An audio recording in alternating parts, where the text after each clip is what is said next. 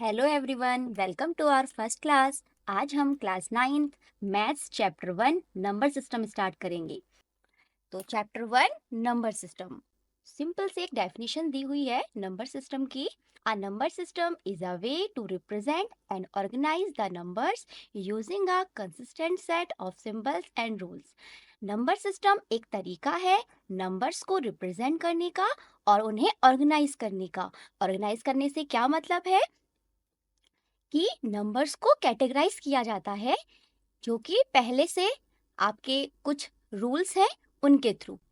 Categories की बात की हमने नंबर्स की, वो कैटेगरीज ही आपके चैप्टर में गिवन है, जैसे कि natural numbers, whole numbers, integers, rational numbers, irrational numbers. ये सभी क्या हैं, आपकी कैटेगरीज हैं नंबर्स की, जिन्हें आप वन बाय वन इस चैप्टर में समझेंगे। तो फर्स्टली हम बात करते हैं नेचुरल नंबर्स की। तो नेचुरल नंबर्स, नेचुरल नंबर्स प्राकृतिक संख्याएं।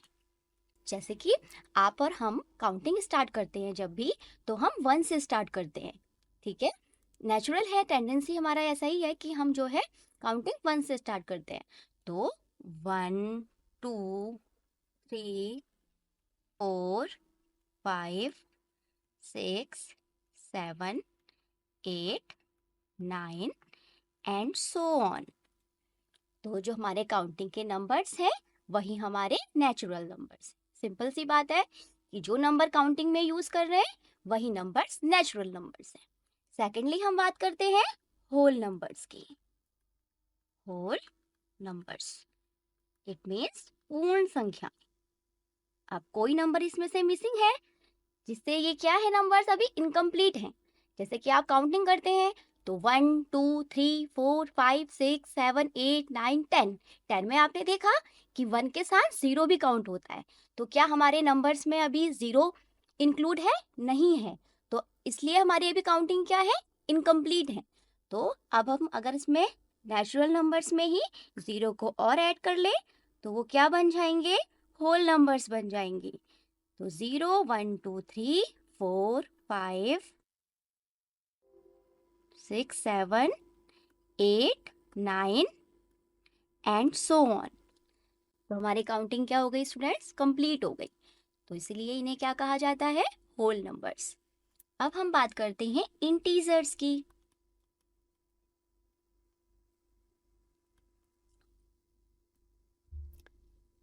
अब जो इंटीजर्स हैं वो हमारे नेचुरल नंबर हैं और होल नंबर भी हैं, और इसमें साथ में नेगेटिव नंबर्स भी काउंट होते हैं। तो 0 1 2 3 4 5 6 and so on. Negative numbers -1, -2, -3, -4, -5, -6 and so on. ये हमारे पॉजिटिव इंटीजर्स हैं, और यहाँ से यहाँ तक हमारे नेगेटिव इंटीजर्स हैं। और मिड में हमारा 0, 0 ना तो पॉजिटिव वैल्यू है ना ही नेगेटिव वैल्यू है। ओके, तो ये आपके हुए इंटीजर्स। अब हम बात करते हैं कि हम नंबर लाइन पर इंटीजर्स को कैसे रिप्रेजेंट करते हैं, ठीक है। ये आपने पहले भी जो है सीखा हुआ है, एक बार जल्दी से इसको फिर से रिवाइज कर लेते हैं। तो ये आपकी नंबर लाइन है। नंबर लाइन पे आपके यहाँ पर इंटीजर्स मार्क किए हुए हैं। अब मैं आपसे कहूँ कि आपको नंबर लाइन पर इसी इंटीजर को मार्क करना है, तो आप वो कैसे करेंगे, देखिए। ये आप नंबर लाइन ड्रॉ करेंगे, उसमें आप इंटीजर्स मार्क करेंगे। मैं आपसे बोलूँ कि आप 4 को नंबर लाइन पर रिप्रेजेंट करिए, तो आप 4 पर जाएंगे और इसे मार्क कर लेंगे। तो इस तरीके से नंबर लाइन पर 4 रिप्रेजेंट हो जाएगा। अब मैं आपसे बोलूं कि नेगेटिव इंटीजर को मार्क करिए, तो यहाँ पे मैंने बोला कि आपसे कि -2 को मार्क करिए, तो -2 पे आप मार्क कर लेंगे, ठीक है। लेफ्ट साइड आपके नेगेटिव इंटीजर्स होंगे और राइट साइड में पॉजिटिव इंटीजर्स होंगे। ऐसे आप अदर वैल्यूज को भी, अदर इंटीजर्स को भी नंबर लाइन पर रिप्रेजेंट कर सकते हैं। एक डेफिनेशन के थ्रू समझते हैं रेशनल नंबर को। Rational number can be expressed in the form of P upon Q, Q not equal to 0, where P and Q are integer. Rational number को हम एक्सप्रेस कर सकते हैं P अपॉन Q की form में, it means fraction की form में, numerator upon denominator की फॉर्म में, जहां पर डिनोमिनेटर की वैल्यू Q की वैल्यू नॉट इक्वल टू 0 है और P एंड Q इंटीजर्स हैं. ओके, तो आपको ध्यान रखना है कि आप कब किसी नंबर को रेशनल नंबर कहेंगे, जब वो आपको क्या हो, P अपॉन Q की फॉर्म में दिखाई दे और जिसमें जो Q है, डिनोमिनेटर है, वो नॉट इक्वल टू 0 हो और P और Q इंटीजर्स हों. इट मीन्स वो पॉजिटिव भी हो सकते हैं, नेगेटिव भी और 0 भी. ठीक है. एग्जाम्पल, 0 के नीचे 1 छिपा हुआ है, तो हम इसे P अपॉन Q की फॉर्म में लिख सकते हैं. तो 0 भी क्या है, एक रेशनल नंबर है. ऐसे ही 6 अपॉन 1 रेशनल नंबर है 6. 1 अपॉन 2 P अपॉन Q की फॉर्म में राइट है, तो ये भी रेशनल नंबर है. ऐसे ही -17 अपॉन 19 ये भी एक रेशनल नंबर है क्योंकि ये P अपॉन Q की फॉर्म में राइट किया गया है. Irrational numbers cannot be expressed in the form of P upon Q, Q not equal to 0, where P and Q are integers. Irrational numbers को आप एक्सप्रेस नहीं कर सकते हैं फ्रैक्शन की फॉर्म में, P अपॉन Q की फॉर्म में. Q not equal to 0, where P and Q are integer, जहां P और Q क्या है, इंटीजर्स हैं. तो आप इसे जो है, जो नंबर्स रेशनल नहीं होंगे वो इरेशनल होंगे. ठीक है, जिन्हें आप डिफाइन नहीं कर पा रहे हैं P अपॉन Q की फॉर्म में. तो जैसे कि आपका एग्जांपल है स्क्वायर रूट 2, ऐसे ही square root 5, pi 0.10110111 01111 0 and so on. तो जो जब भी आपको स्क्वायर रूट के अंदर कंप्लीट स्क्वायर नंबर नहीं दिखाई दे, तो इट मीन्स वो नंबर आपका इरेशनल नंबर होगा. जैसे कि 2 कंप्लीट स्क्वायर नंबर नहीं है, जैसे कि 5 भी कंप्लीट स्क्वायर नंबर नहीं है. अब मैं आपसे बोलूं कि रूट 4, स्क्वायर रूट 4, तो ये क्या है, ये कंप्लीट स्क्वायर नंबर है. 4 किसका होता है, 2 का. तो ये नंबर क्या हो गया, आपका रेशनल नंबर हो गया क्योंकि इसकी वैल्यू 2 होगी. ठीक है, प्लस माइनस साइन के साथ 2 होगी, बट हम ऑलवेज पॉजिटिव ही लेते हैं जब हम स्क्वायर रूट फाइंड करते हैं. तो रूट 4 क्या है, आपका एक रेशनल नंबर है. ऐसे ही मैं बात करूं रूट 9 की, तो ये भी 3 का है. स्क्वायर रूट के अंदर कंप्लीट स्क्वायर नंबर है, तो वो नंबर्स क्या होंगे, आपके रेशनल नंबर होंगे. ठीक है. अब पाई भी आपका इरेशनल नंबर है. कैसे, देखिए, जब आप पाई की वैल्यू को लेते हैं तो आप लेते हैं 22/7, जो कि एग्जैक्ट वैल्यू नहीं है पाई की, ये हम लेते हैं अप्रॉक्स वैल्यू. तो अप्रॉक्स वैल्यू में हम बात करें तो इसे हम P अपॉन Q की फॉर्म में लिख पा रहे हैं. यहाँ से तो ये रेशनल नंबर हो रहा है, रेशनल नंबर है, बट ध्यान रखना है कि ये अप्रॉक्स वैल्यू है. जो पाई की जो एग्जैक्ट वैल्यू है वो है 3.14159 एंड सो ऑन. तो ये वैल्यू आपकी इरेशनल नंबर है. तो आपको हमेशा ध्यान रखना है जो पाई है वो इरेशनल नंबर है. अभी आपने डेफिनेशन के थ्रू समझा, आगे हम इन्हें और डिटेल में समझेंगे. Decimal expansion. डेसिमल एक्सपेंशन होता क्या है, पहले हम इसको समझते हैं. जब किसी नंबर को डिजिट और डेसिमल यूज करके रिप्रेजेंट किया जाता है तो वो उस नंबर का डेसिमल एक्सपेंशन कहलाता है. सिंपली हम समझ सकते हैं किसी भी नंबर को डेसिमल की फॉर्म में लिखना. ठीक है, तो मैं आपको कुछ एग्जांपल देती हूँ जिसके थ्रू हम डेसिमल एक्सपेंशन को फाइंड आउट करेंगे और कुछ टर्म है उन्हें पहचानेंगे. तो फर्स्ट एग्जांपल है 7/8. 7/8 का हम डेसिमल एक्सपेंशन फाइंड आउट करेंगे. इट मीन्स हम डिनोमिनेटर से न्यूमरेटर में डिवाइड देंगे. तो 8 से हम डिवाइड देंगे 7 में. तो आप देख रहे हैं यहाँ पर जो डिवाइजर है वो बड़ा है और डिविडेंड छोटा है. तो जब भी ऐसा होता है तो हम क्या करते हैं, डिविडेंड की वैल्यू में 0 बढ़ाते हैं और यहाँ पर डेसिमल लगाते हैं, और डेसिमल से हमेशा पहले हम 0 जो है वो लेते हैं। अब हम 8 से 70 में डिवाइड देंगे, तो 8 की टेबल में 70 तो नहीं आता, बट 64 आता है, वो भी 8 टाइम्स। तो 8 8 जा 64। देन आप सब्ट्रैक्ट करेंगे, 10 में से 4 गया 6 एंड 6 में से 6 गया 0। अब यहाँ पर फिर से आप 0 बढ़ाएंगे और यहाँ पर डेसिमल है, 8 की टेबल में 60 नहीं आता बट 56 आता है, तो 8 7 जा 56। देन रिमाइंडर 4, आप 0 लेंगे और फिर 8 की टेबल में 45 टाइम्स, तो 8 5 जा 40। Then remainder 0। तो 7/8 में जब आपने 8 से 7 में डिवाइड दिया तो आपको कोशेंट आया 0.875। तो ये 7/8 का डेसिमल एक्सपेंशन है। और आपने देखा जो ये डिवाइड आपने किया खत्म होकर रिमाइंडर 0 मिला, तो जब भी आपको रिमाइंडर 0 मिले तो ये फॉर्म होती है डेसिमल एक्सपेंशन की टर्मिनेटिंग फॉर्म। अब हम सेकंड एग्जांपल से एक सेकंड फॉर्म को समझते हैं। नाउ सेकंड एग्जांपल 10/3, 3 3 जा 9, रिमाइंडर 1 0।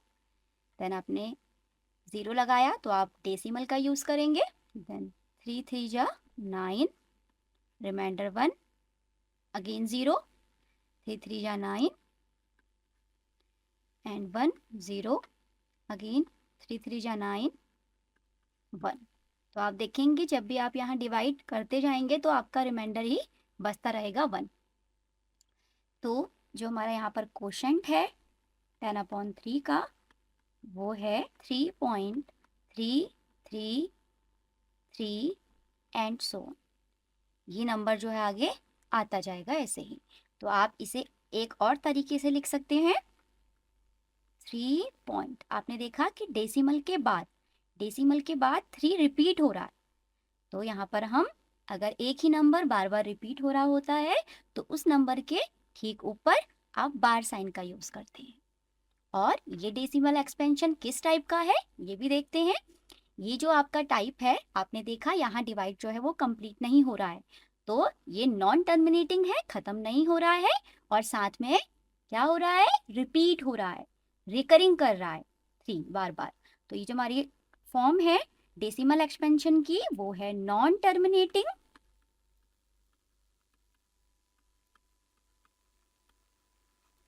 रिकरिंग। रिकरिंग का मतलब है रिपीट होने से। अब हम ऐसे एग्जाम्पल देखते हैं जो नॉन टर्मिनेटिंग होंगे और नॉन रिकरिंग होंगे। ठीक है, तो वो एग्जाम्पल आपको बताती हूँ कौन कौन से हैं। जैसे कि √2, पाई एंड 0.10, 110, 1110, 1111 एंड सो ऑन। तो ये जो हमारे एग्जाम्पल हैं वो नॉन टर्मिनेटिंग नॉन रिकरिंग के एग्जाम्पल हैं। जैसे कि √2 की वैल्यू 1.41 एंड सो ऑन आगे चलती जाती है। नॉन टर्मिनेटिंग नॉन रिकरिंग मतलब कंप्लीट डिवाइड भी नहीं हो रहा है और डिजिट रिपीट भी नहीं हो रही है। ऐसे ही पाई में 3.14159 एंड सो ऑन, इसमें भी सेम हो रहा है, डिवाइड कंप्लीट भी नहीं हो रहा है और डिजिट रिपीट भी नहीं हो रही है। और जैसे कि आपको ये पैटर्न दिया हुआ है इसमें भी डिवाइड कंप्लीट नहीं हो रहा है और डिजिट रिपीट भी नहीं हो रही है। तो ये सभी जो एग्जाम्पल्स हैं वो हैं नॉन टर्मिनेटिंग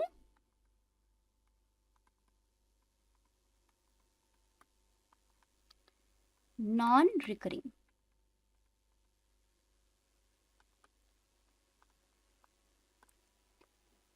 ओके, तो आपने यहाँ 3 टर्म्स को पहचाना, terminating form, non terminating recurring and non terminating non recurring.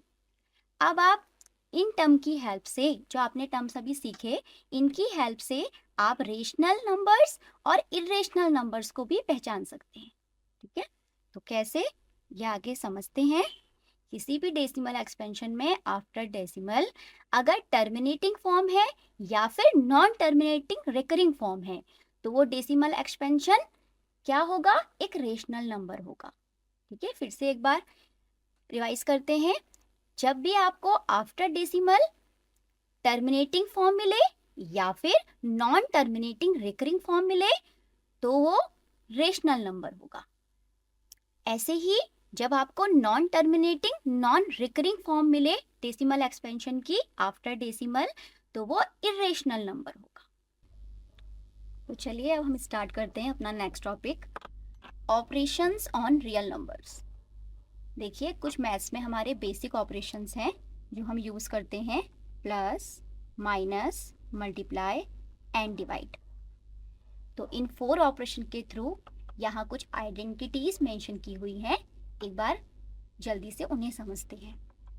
Square root A B, जब 2 रियल नंबर्स के बीच स्क्वायर रूट का साइन लगा हुआ हो तो उन्हें हम सेपरेटली भी लिख सकते हैं, जैसे कि हमने स्क्वायर रूट ए और स्क्वायर रूट बी लिखा। ऐसे ही ये प्रॉपर्टी जब स्क्वायर रूट डिवाइड में लगी हो ए अपॉन बी, तो इसको भी हम सेपरेटली लिख सकते हैं, square root A upon square root B. Next, square root A plus square root B 1 bracket में and square root A minus square root B 2nd bracket में। तो जब आप इसकी वैल्यू फाइंड करेंगे, 2 ब्रैकेट्स को मल्टीप्लाई करेंगे, यहाँ साइन मल्टीप्लाई का है, अंडरस्टूड है, और वैल्यू आएगी आपकी a minus B. Next 2 brackets हैं और हमारी जो वैल्यू है वो है a plus square root B और a minus square root B. तो जब आप 2 ब्रैकेट्स को मल्टीप्लाई करेंगे तो यहाँ पर मिलेगा आपको a स्क्वायर माइनस बी। आप मल्टीप्लाई करके भी देख सकते हैं। Next, square root A plus square root B and square root C plus square root D. ठीक है, 2 ब्रैकेट्स हैं, इन्हें मल्टीप्लाई करना है सिंपली। तो आप फर्स्ट को मल्टीप्लाई करेंगे तो स्क्वायर रूट ए सी हो जाएगा। ऐसे ही फर्स्ट प्रॉपर्टी यूज़ हुई है इसमें, ठीक है, यहाँ वाली प्रॉपर्टी, क्योंकि जब आप स्क्वायर रूट ए और स्क्वायर रूट सी करेंगे तो अलग अलग रूट लगे होंगे ए और सी पर, बट आप साथ में लिख सकते हैं इस प्रॉपर्टी के थ्रू, मैंने बताया हुआ है आपको। तो यहाँ पर इसलिए स्क्वायर रूट ए सी करा हुआ है। ऐसे ही ए की मल्टीप्लाई डी से होगी तो साथ में ए डी हो जाएगा स्क्वायर रूट। ऐसे ही बी की मल्टीप्लाई सी से होगी तो स्क्वायर रूट बी सी हो जाएगा। ऐसे ही स्क्वायर रूट बी और डी से मल्टीप्लाई होगी तो स्क्वायर रूट बी डी हो जाएगा। Next property, square root A plus square root B का होल स्क्वायर। तो आपने ए प्लस बी का स्क्वायर तो पढ़ा ही हुआ है, वैसे ही ये भी यहाँ पर लगाना है, बस थोड़ी सी वैल्यू चेंज हो रही है। यहाँ पर स्क्वायर रूट का साइन लगा हुआ है ए में, यहाँ भी स्क्वायर रूट का साइन लगा हुआ है, तो वही प्रॉपर्टी है। तो ए, इसकी जो वैल्यू आएगी वो A plus 2 square root A B plus B हो जाएगी। कुछ प्रॉपर्टी आपने पहले से पढ़ी हुई है, बट यहाँ पर थोड़ा सा स्क्वायर रूट का सिंबल लिया हुआ है तो थोड़ा सा आपको इसलिए नहीं लग रही होंगी। ठीक है, अब हमें इन प्रॉपर्टीज़ को ध्यान में रखना है, इन आइडेंटिटीज़ को ध्यान में रखना है, और कुछ प्रॉब्लम्स आएंगे आपके सामने, उनको सॉल्व करना है। अब देखिए, मैंने यहाँ कुछ बेसिक सी प्रॉब्लम्स ली हुई हैं स्क्वायर रूट सिंबल के लिए, उन्हें एक बार समझते हैं कि आप कैसे कैसे उन्हें सॉल्व करेंगे। जब भी आपको स्क्वायर रूट के अंदर सेम नंबर दिखाई दे तो वो ऐड हो जाएंगे, जैसे कि स्क्वायर रूट 7 और प्लस स्क्वायर रूट 7। यहाँ पर भी 1 है, इसके आगे यहाँ पर भी 1 है, तो जब 1 में हम 1 को ऐड करेंगे तो आंसर आएगा 2, और जो वैल्यू दी हुई है स्क्वायर रूट के अंदर दोनों में वो 1 बार यहाँ पर नोट डाउन हो जाएगी। तो 1 और 1 2, और रूट 7 यहाँ पर आ जाएगा 2 रूट 7। ऐसे ही देखिए 2 रूट 3 में आपको रूट 3 प्लस करना है, तो यहाँ तो 2 लिखा हुआ है और यहाँ पर तो अंडरस्टूड है कि 1 है, तो 2 1 3 हो जाएगा, और साथ में आप रूट 3 को ऐसे ही राइट डाउन करेंगे। अब आपको सब्ट्रैक्ट देखना है, 2 रूट 7 में से आपको रूट 7 को माइनस करना है। तो यहाँ पर 1 है तो 2 माइनस 1 1 होगा, 1 को लिखते हम 1 को लिखे ना लिखे एक ही बात है यहाँ पर, तो यहाँ पर हम केवल रूट 7 लिखेंगे। अब हमें मल्टीप्लाई करना है, तो रूट 3 मल्टीप्लाई रूट 3, तो जब भी रूट सेम वैल्यू में मल्टीप्लाई होते हैं तो वही नंबर को रिप्रेजेंट करते हैं, मतलब कि √3 मल्टीप्लाई √3 3 हो जाएगा। ऐसे ही 5√3 मल्टीप्लाई √5, तो 5 यहाँ पर 1 है तो 5 1 जा तो 5 होगा, और √5 की मल्टीप्लाई √5 से होगी तो 5 हो जाएगा। तो ऐसे मैं लिख लेती हूँ 5 मल्टीप्लाई 5, इट मीन्स 5 5 जा 25। 5 की मल्टीप्लाई 1 से हुई तो 5 1 जा 5, and √5 multiply √5 5 equal to 25। Then अब आपको डिवाइड करना है 3√8 में √8 से, तो जब अपॉन का साइन है इट मीन्स √8 से √8 कैंसिल हो जाएगा और वैल्यू क्या आएगी आपकी 3। हमें 8√15 में डिवाइड देना है 2√3 से। तो फर्स्टली आपको √15 को ब्रेक करके लिखना होगा, तो हम 15 को 3 मल्टीप्लाई बाई 5 लिख सकते हैं और अपॉन में 2√3 चल रहा है डिनोमिनेटर में। अब हम रूट को सेपरेट कर सकते हैं। मैंने कहा था ना आपसे कि आइडेंटिटीज आपके जो क्वेश्चंस में अप्लाई होंगी तो इस तरीके से अप्लाई होंगी। तो √3 मल्टीप्लाई √5 कर सकते हैं, अलग अलग सेपरेट कर सकते हैं रूट को मल्टीप्लाई में। देन 2√3, अब आपका √3 से √3 कट जाएगा और ऊपर आएगा आपका √8 √5 और अपॉन में आ जाएगा आपका 2। और आप 2 को 8 से भी कट कर सकते हैं 4 टाइम्स, तो वैल्यू आ जाएगी 4√5। तो इस तरीके से आप स्क्वायर रूट की बेसिक प्रॉब्लम्स को सॉल्व कर सकते हैं। Now see next. अब देखिए यहाँ पर कुछ नोट लिखे हुए हैं, उन्हें समझते हैं, जो कि ऑपरेशंस को लेकर हैं, रेशनल और इरेशनल नंबर्स के लिए।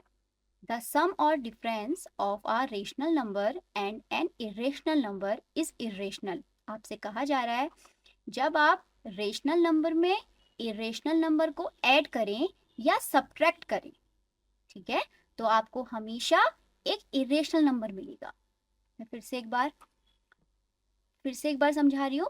जब आप रेशनल नंबर में इरेशनल नंबर को ऐड करें या सब्ट्रैक्ट करें तो आपको रिजल्ट इरेशनल नंबर ही मिलेगा। सेकेंडली, द प्रोडक्ट और quotient of a non zero rational number with N irrational number is irrational. जब आप नॉन जीरो रेशनल नंबर में, जीरो नहीं होना चाहिए, जीरो के अलावा आप रेशनल नंबर ले सकते हैं, जब आप नॉन जीरो रेशनल नंबर में इरेशनल नंबर को मल्टीप्लाई करें या फिर डिवाइड करें तो आपको हमेशा इरेशनल नंबर मिलेगा। ठीक है, मैंने मेंशन भी किया हुआ है कि जो रेशनल नंबर है वो नॉट इक्वल टू जीरो होना चाहिए, नॉन जीरो होना चाहिए इट मीन्स। तो अगर हम यहाँ पर जीरो ले लेंगे रेशनल नंबर को तो उससे क्या हो जाएगी, चाहे वो मल्टीप्लाई में ले या डिवाइड में ले इरेशनल नंबर के साथ, तो वो वैल्यू को जीरो देगा, जो कि इस कंडीशन के हिसाब से ठीक नहीं है। ठीक है, क्योंकि हमें यहाँ पर कहा गया है कि रेशनल नंबर के साथ अगर हम इरेशनल नंबर को मल्टीप्लाई करें या डिवाइड करें तो वो एक इरेशनल नंबर आएगा। ठीक है, तभी यहाँ पर जो है ये मेंशन किया हुआ है कि आपको रेशनल नंबर नॉन जीरो लेना है। Next, if we add, subtract, multiply or divide two irrationals, the result may be rational or irrational। आपसे कहा जा रहा है जब आप इरेशनल नंबर में इरेशनल नंबर को ऐड करें या सब्ट्रैक्ट करें या डिवाइड करें या मल्टीप्लाई करें तो आपका रिजल्ट रेशनल भी हो सकता है और इरेशनल भी हो सकता है। देखिए जैसे कि हमने इरेशनल नंबर लिया, एग्जांपल के लिए √2 लिया और हम दूसरा ले रहे हैं √3 ले रहे हैं, तो जब इरेशनल नंबर हमने लिए √2 और √3, अब जब हम इनकी मल्टीप्लाई करेंगे तो आपको यहाँ पर मल्टीप्लाई में क्या होगा कि अंदर वाली डिजिट जो है स्क्वायर रूट की वो मल्टीप्लाई हो जाएंगी, तो यहाँ पर आ जाएगा √6। देखिए यहाँ पर तो क्या आया, इरेशनल आया। ठीक है, अब ऐसे ही अगर मैं लूँ √2 मल्टीप्लाई √2 तो आपका आंसर आएगा 2। अब 2 तो आपका रेशनल नंबर हो गया। ठीक है, तो इस तरीके से हम कुछ कह नहीं सकते कि रिजल्ट रेशनल आएगा कि इरेशनल आएगा, वो आपका डिजिट पे डिपेंड करता है। Now see next topic, loss of exponents for real numbers. Loss of exponents आपने पहले भी पढ़े हुए हैं, बट अब आपको रियल नंबर्स को लेकर समझना है। तो firstly let a is greater than 0, b is greater than 0, be a real number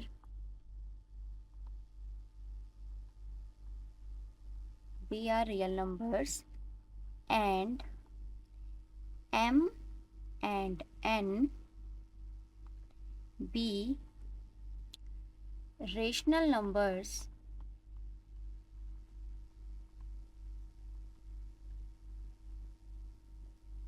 then जो आपके लॉज ऑफ एक्सपोनेंट होंगे वो इस तरीके से होंगे,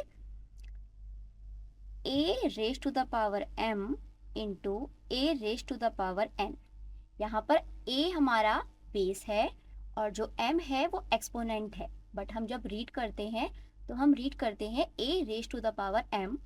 ओके, तो अगर हमें शॉर्ट में बोलना होगा क्वेश्चन करते टाइम तो हम a की पावर m, a की पावर n ही बोलेंगे। तो बट आपको जो रीड करने का जो तरीका है वो है a raise to the power m। तो यहाँ पर देखिए, जब आपके बेस एक जैसे हों और पावर्स अलग हों और साइन बीच में मल्टीप्लाई का हो तो बेस तो एक बार ऐसे ही आता है और जो उनकी पावर्स हैं वो ऐड हो जाती हैं। ठीक है, ये आपका फर्स्ट लॉ ऑफ एक्सपोनेंट है। जब आपके बेस एक जैसे हों बट पावर्स अलग हों और साइन मल्टीप्लाई का हो तो आपको क्या करना है, बेस लिखकर पावर्स को ऐड कर देना है। Second law of exponent, a raise to the power m divide by a raise to the power n, a raise to the power m minus n।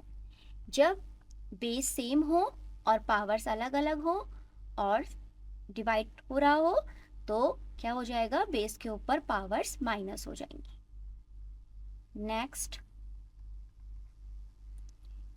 a raise to the power m to the whole power n। तो जो powers हैं वो आपस में multiply हो जाएंगी।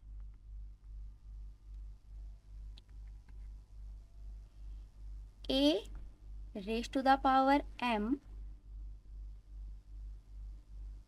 Into b raise to the power m, base अलग अलग हो पावर सेम हो तो हम a b की पावर में m कर देंगे, मतलब कि आपकी जो पावर है उसे हम कॉमन ले लेंगे।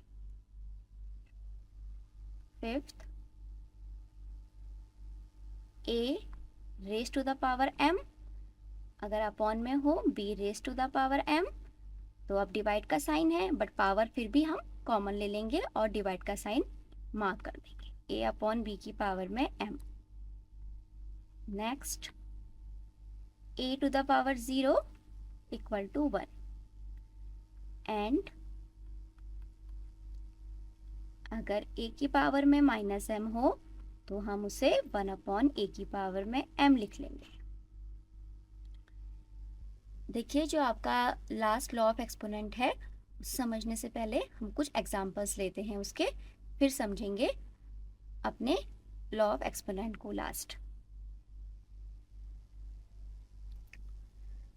लॉ ऑफ एक्सपोनेंट को समझने से पहले कुछ एग्जांपल्स देखते हैं।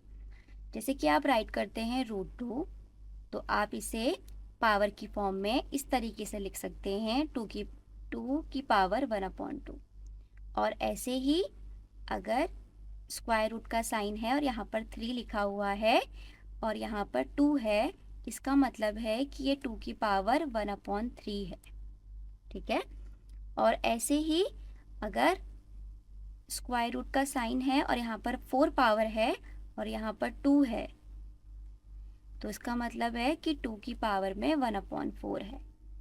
इसका मतलब ये है, अगर आपको यहाँ पर पावर n दी जाए और यहाँ पर a लिखा हुआ हो तो इसे आप a की पावर में 1/n लिखेंगे। ठीक है, और इन जनरल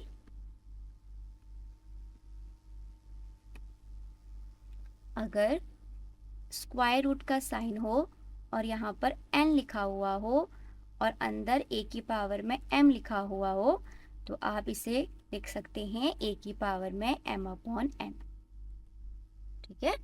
यहाँ पर मैंने सिर्फ पावर में 1/2, 1/3, 1/4 इस टाइप से लिया हुआ था, बट यहाँ पर पावर जो है वो 2/3, 2/4, 2/5 कुछ भी हो सकती है। ठीक है।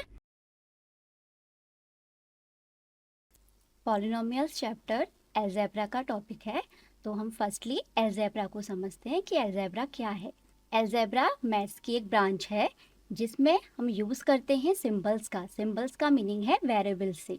It means letters x, y, z and so on to represent numbers, जो कि नंबर्स को रिप्रेजेंट करेगा और नंबर्स के बीच के रिलेशन को रिप्रेजेंट करेगा।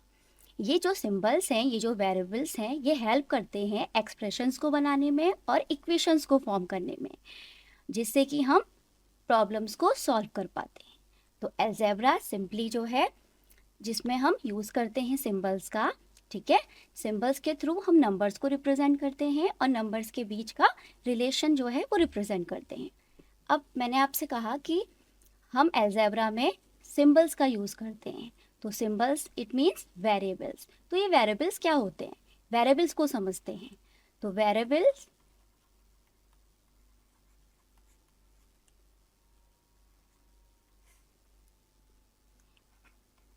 वेरिएबल का मीनिंग होता है वेरी करने से। वेरी मीन्स सिंपली चेंज होना, मतलब कि जो वेरिएबल्स होते हैं उनकी वैल्यू चेंज होती रहती है, और जो वेरिएबल्स हैं उन्हें हम लेटर्स के थ्रू रिप्रेजेंट करते हैं। तो वो लेटर्स आपके कुछ भी हो सकते हैं, X, Y, Z, S, T, U, V and so on. जो वेरिएबल्स होते हैं वो चेंजेबल और अननोन होते हैं, ये आपको ध्यान रखना है। ठीक है। तो ये था वेरिएबल। अब हम बात करते हैं कांस्टेंट्स की। कांस्टेंट्स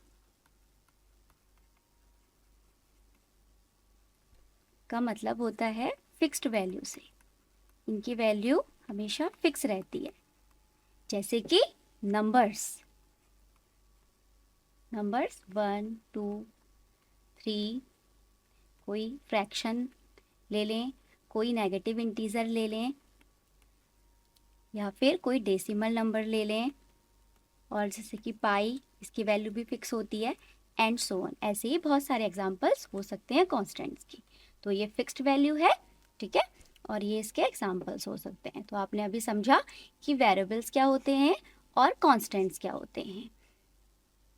अब वेरिएबल्स और कांस्टेंट्स और ऑपरेशंस की हेल्प से अलजेब्राइक एक्सप्रेशंस फॉर्म होते हैं। तो algebraic expressions are mathematical phrases that include variables, constant and operators. ठीक है।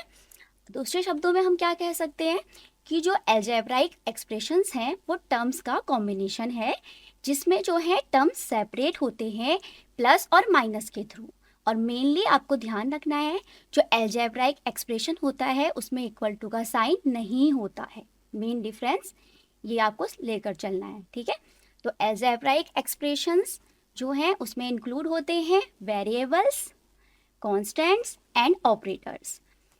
या फिर हम ये भी कह सकते हैं जो अलजेब्राइक एक्सप्रेशंस हैं वो टर्म्स का कॉम्बिनेशन है, जिसमें जो टर्म्स हैं वो सेपरेट होते हैं प्लस और माइनस के थ्रू, और इक्वल टू का साइन अलजेब्राइक एक्सप्रेशन में नहीं होता है। तो कुछ एग्जांपल्स लेते हैं अलजेब्राइक एक्सप्रेशंस के। तो एग्जांपल से समझते हैं कि जो यहाँ पर कहा जा रहा है कॉम्बिनेशन ऑफ टर्म्स वो क्या है। ठीक है। तो मैंने सिंपली एक एग्जांपल लिया, x plus 2y plus z। ये एक अलजेब्राइक एक्सप्रेशन है। इस अलजेब्राइक एक्सप्रेशन में 3 टर्म्स हैं, x, 2y एंड z, जो कि सेपरेट हो रहे हैं प्लस साइन के थ्रू। ठीक है। जो टर्म्स हैं, अब टर्म्स को समझते हैं। जो ये टर्म्स हैं ये वेरिएबल की फॉर्म में भी हो सकते हैं, कांस्टेंट की फॉर्म में भी हो सकते हैं, वेरिएबल मल्टीप्लाई वेरिएबल की फॉर्म में भी हो सकते हैं, और कांस्टेंट मल्टीप्लाई वेरिएबल की फॉर्म में भी हो सकते हैं, और ये टर्म सेपरेट होंगे प्लस और माइनस साइन के थ्रू। सेकेंड एग्जाम्पल लूँ तो एक्स स्क्वायर, एक्स स्क्वायर भी एक एल्जेब्राइक एक्सप्रेशन है, ठीक है। इसमें जो है ओनली एक्स स्क्वायर एक टर्म है, ठीक है। अब मैं बात करूँ नेक्स्ट एग्जाम्पल की, तो हम ले सकते हैं जैसे हम 2x plus 3y plus 5z plus 3u 8v, ये भी एक एल्जेब्राइक एक्सप्रेशन है जिसमें कितने टर्म्स शो हो रहे हैं, 1 2 3 4 5 टर्म्स शो हो रहे हैं, और अलग अलग वेरिएबल्स के साथ, जैसे इसमें x y z u v, ठीक है, इस टाइप से लिया हुआ है। अब बात करें नेक्स्ट एग्जांपल की, तो x/2 प्लस 6, ये भी एक एल्जेब्राइक एक्सप्रेशन है। अगर मैं बात करूं √x प्लस 6y की, तो ये भी एक एल्जेब्राइक एक्सप्रेशन है। मैं बात करूं x की पावर -1/2 प्लस y की पावर 3/2 प्लस 3 की, तो ये भी एक एल्जेब्राइक एक्सप्रेशन है, क्योंकि ये वेरिएबल्स, कांस्टेंट्स और ऑपरेशन के थ्रू फॉर्म हो रहा है, ठीक है, जिसमें कि आपको टर्म्स भी दिखाई दे रहे हैं। तो ये सिंपली मैंने आपको समझाया कि एल्जेब्राइक एक्सप्रेशंस क्या होते हैं और किसकी मदद से ये बनते हैं, ठीक है। तो मेनली आपने जो है इसमें समझा कि ये कॉम्बिनेशन ऑफ टर्म्स होते हैं जो कि प्लस और माइनस के थ्रू सेपरेट होते हैं। अब हम आते हैं अपने टॉपिक पर, पॉलिनोमियल्स। पॉलिनोमियल्स भी एक एल्जेब्राइक एक्सप्रेशन होता है, बट ये एक स्पेशल फॉर्म होती है एल्जेब्राइक एक्सप्रेशन की, ठीक है, जिसमें क्या होता है, जो वेरिएबल होता है उसकी पावर एक होल नंबर होती है। इससे हम क्या समझ पा रहे हैं, इससे हम समझ पा रहे हैं कि जो वेरिएबल है, वेरिएबल की पावर में होल नंबर अगर हो जाए किसी एल्जेब्रिक एक्सप्रेशन में, तो हम उसे पॉलिनोमियल कहेंगे, ठीक है। अगर हमें वेरिएबल की पावर में होल नंबर मिले तो हम उसे पॉलिनोमियल कहेंगे। एग्जाम्पल के थ्रू समझते हैं, जैसे कि एक्स स्क्वायर प्लस 3y, ये एक पॉलिनोमियल है। क्यों है पॉलिनोमियल, क्योंकि इसमें जो वेरिएबल है वो x है, उसकी पावर में 2 एक होल नंबर है, और सेकंड टर्म जो है 3y, y की पावर में 1 है, 1 भी क्या है, होल नंबर है। तो ये यहाँ से क्या बन पाया, पॉलिनोमियल। ऐसे ही अदर एग्जांपल ले सकते हैं, u की पावर 5 प्लस p की पावर 4 प्लस 5, ये भी एक पॉलिनोमियल है। जैसे कि 0, नेक्स्ट एग्जांपल लिया मैंने 0 भी एक पॉलिनोमियल है। क्यों है, क्योंकि हम 0 को x की पावर 0 के प्रोडक्ट में लिख सकते हैं। 0 मल्टीप्लाई x की पावर 0 अगर करें तो हमें ओवरऑल 0 ही मिलेगा, क्योंकि x की पावर 0 1 होगा, और 1 मल्टीप्लाई बाई 0 0 ही। बट अगर हम पॉलिनोमियल्स के टर्म में बात करें तो 0 भी एक पॉलिनोमियल है।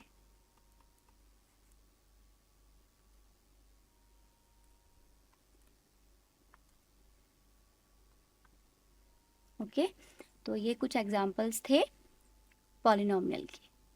Next, general form of polynomial. Polynomials की जो जनरल फॉर्म होती है p in terms of x, मतलब कि जो पॉलिनोमियल में वेरिएबल काउंट हो रहा है वो x काउंट हो रहा है। जो जनरल फॉर्म होगी पॉलिनोमियल्स की वो ax प्लस b होगी, ओके, ये आपको याद रखना है। और जो पॉलिनोमियल्स को हम डिनोट कर सकते हैं वो हम सिंबल ले सकते हैं, जैसे कि हमने यहाँ पर px लिया। मान लीजिए जो हमारा वेरिएबल है पॉलिनोमियल में y के टर्म में चल रहा है, तो वहाँ पर हम py से रिप्रेजेंट करेंगे। कहीं पर मान लीजिए s के टर्म में चल रहा है वेरिएबल, तो हम ps से रिप्रेजेंट करेंगे। कहीं पर q चल रहा होगा तो q से रिप्रेजेंट करेंगे, ठीक है। और कहीं पर u चल रहा होगा तो हम वेरिएबल, तो हम pu से रिप्रेजेंट करेंगे। ऐसे ही कहीं पर वीक चल रहा होगा तो हम वहाँ पर pv से रिप्रेजेंट करेंगे। जहाँ पर जो वेरिएबल चला होगा पॉलिनोमियल में, हम उसको डिनोट करने के सिंबल ये सब यूज़ कर सकते हैं उसके अकॉर्डिंग।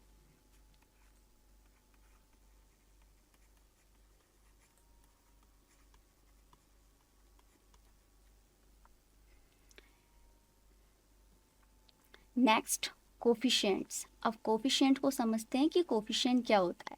कोफिशिएंट एक न्यूमेरिकल फैक्टर होता है किसी भी अलजेब्रिक टर्म का, ठीक है। अब एग्जाम्पल के थ्रू समझते हैं कि कोफिशिएंट हम कैसे फाइंड करेंगे गिवन पॉलिनोमियल्स के अकॉर्डिंग।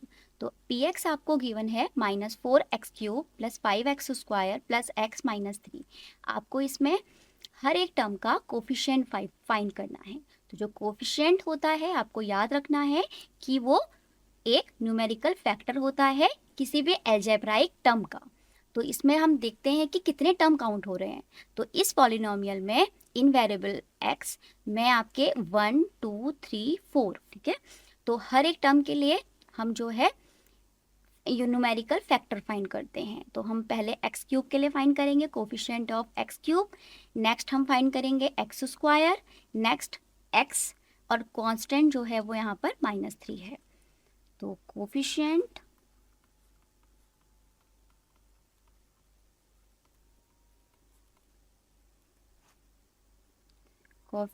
ऑफ x³ का कोफिशिएंट मतलब क्या, अगर न्यूमेरिकल फैक्टर क्या गिवन है -4, तो यहाँ पर coefficient of x³ it means -4। ऐसे ही coefficient of x² equal to x² के आगे न्यूमेरिकल फैक्टर आपको 5 दिखाई दे रहा है, तो यहाँ पर 5 हो जाएगा। ऐसे ही कोफिशिएंट ऑफ x के आगे कुछ नहीं है, अंडरस्टूड है कि 1 है, तो यहाँ पर जो है कोफिशिएंट ऑफ x 1 हो जाएगा। और जो कांस्टेंट टर्म है वो -3 है, और नंबर ऑफ टर्म इस अलजेब्राइक एक्सप्रेशन के 4 हैं। ओके, तो ये हमने समझा कोफिशिएंट को कि कोफिशिएंट क्या होता है। Next, degree of polynomials. अब हम किसी भी पॉलिनोमियल्स की डिग्री को कैसे फाइंड करेंगे। तो आपको याद रखना है the highest power of the variable in the polynomial. कोई भी पॉलिनोमियल आपको गिवन है तो आपने उस पॉलिनोमियल में वेरिएबल की हाईएस्ट पावर को देखना है। जो भी उस पॉलिनोमियल में वेरिएबल की हाईएस्ट पावर है वही उस पॉलिनोमियल की डिग्री कहलाएगी, ठीक है, सिंपली। तो हम एग्जांपल्स के थ्रू समझते हैं इस डेफिनेशन को। Find the degree of each of the polynomials given below. First आपको गिवन है x⁵ - x⁴ + 3। आपको इस अलजेब्राइक एक्सप्रेशन में 3 टर्म्स दिखाई दे रहे हैं। देखिए, जो सबसे हाईएस्ट पावर होगी जिस भी वेरिएबल की, उसे हम यहाँ पर डिग्री कहेंगे। तो x⁵ 5 आपको जो है हाईएस्ट दिखाई दे रही है, तो इस गिवन अलजेब्राइक एक्सप्रेशन की जो डिग्री होगी वो 5 हो जाएगी।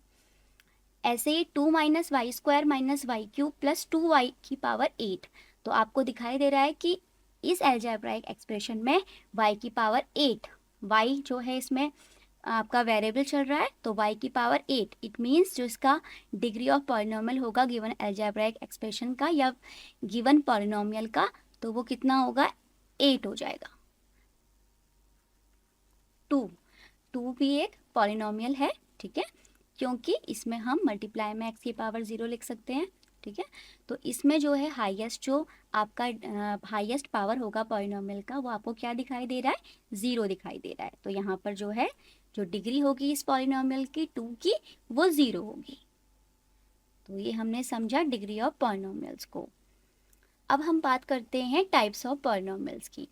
अब पॉलिनोमियल्स के भी अलग अलग टाइप होते हैं। एक तो टाइप होता है आपका नंबर ऑफ टर्म्स के बेसिस पर, और एक होता है डिग्री के बेसिस पर। तो दोनों को समझते हैं वन बाय वन।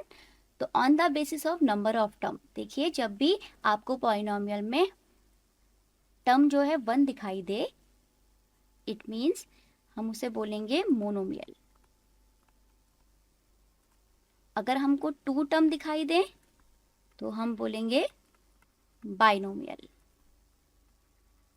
मोनो का मतलब 1 और बाई मतलब 2, तो नाम से समझ जाना है, 1 है तो मोनोमियल, 2 है तो बाइनोमियल, और 3 है तो ट्राइनोमियल। तो ये टाइप्स ऑफ पॉलिनोमियल्स हैं। On the basis of number of terms. अब हम बात करते हैं टाइप्स ऑफ पॉलिनोमियल की on the basis of degree. अगर आपको किसी भी पॉलिनोमियल की डिग्री 1 दिखाई दे, इट मीन्स वो टाइप कहलाएगा लीनियर। और अगर आपको 2 दिखाई दे, डिग्री 2 दिखाई दे गिवन पॉलिनोमियल की, तो वो कहलाएगा क्वाड्रेटिक। और अगर 3 दिखाई दे तो इट मीन्स क्यूबिक। तो ये आपको याद रखना है, types of polynomial on the basis of number of terms and on the basis of degree. ठीक है। अब जो नेक्स्ट है टॉपिक वो है कांस्टेंट नॉन जीरो पॉलिनोमियल। ठीक है, कांस्टेंट है बट नॉन जीरो है, जीरो को इंक्लूड नहीं करना है, जीरो के अलावा हमें सारे कांस्टेंट हम ले सकते हैं।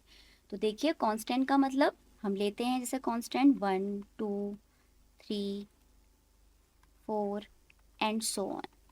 तो हम इसकी डिग्री को देखते हैं कि डिग्री ऑफ कांस्टेंट पॉलिनोमियल कितना होता है।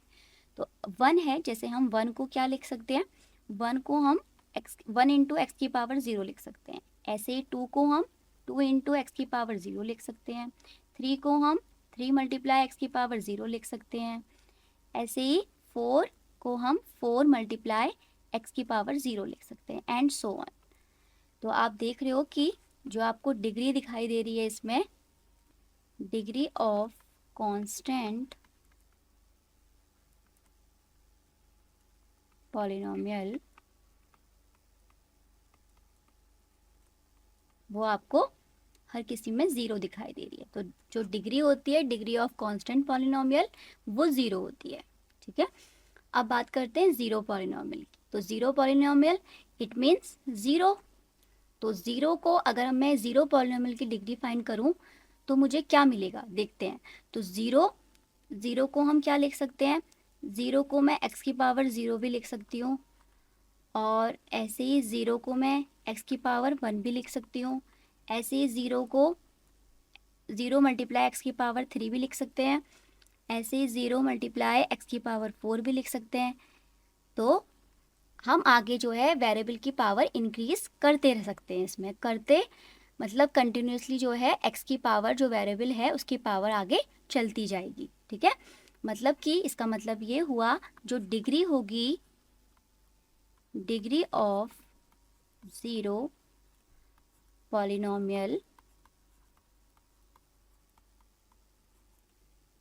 वो क्या होगी, नॉट डिफाइंड होगी। ठीक है, क्योंकि हम उसे डिफाइन नहीं कर पा रहे हैं, नॉट डिफाइंड। तो आपने देखा कि डिग्री ऑफ कांस्टेंट पॉलिनोमियल क्या होता है और डिग्री ऑफ जीरो पॉलिनोमियल क्या होता है। तो दोनों को आपको याद रखना है और बिल्कुल भी इनमें कंफ्यूज नहीं होना है। नेक्स्ट हम बात करते हैं वैल्यू ऑफ पॉलिनोमियल्स की। तो किसी भी पॉलिनोमियल की हम वैल्यू कैसे निकालते हैं।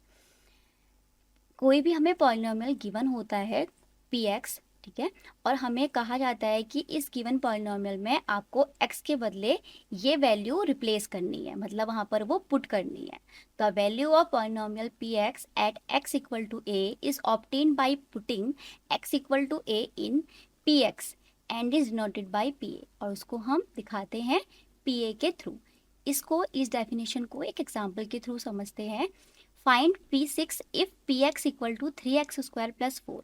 गिवन पॉलिनोमियल आपको है कि px equal to 3x square plus 4 है। इस गिवन पॉलिनोमियल में आपको वेरिएबल दिखाई दे रहा है x। इस x को आपको, इस x के बदले आपको पुट करना है इस गिवन पॉलिनोमियल में 6। ठीक है, इट मीन्स आपको p6 फाइंड करना है। तो p6 फाइंड करने के लिए जहाँ पर भी आपको पॉलिनोमियल में, इस गिवन पॉलिनोमियल में हमें p6 को फाइंड करना है। तो जहाँ पर भी आपको गिवन पॉलिनोमियल में x दिखाई दे रहा है वहाँ पर आप x के बदले 6 पुट करेंगे।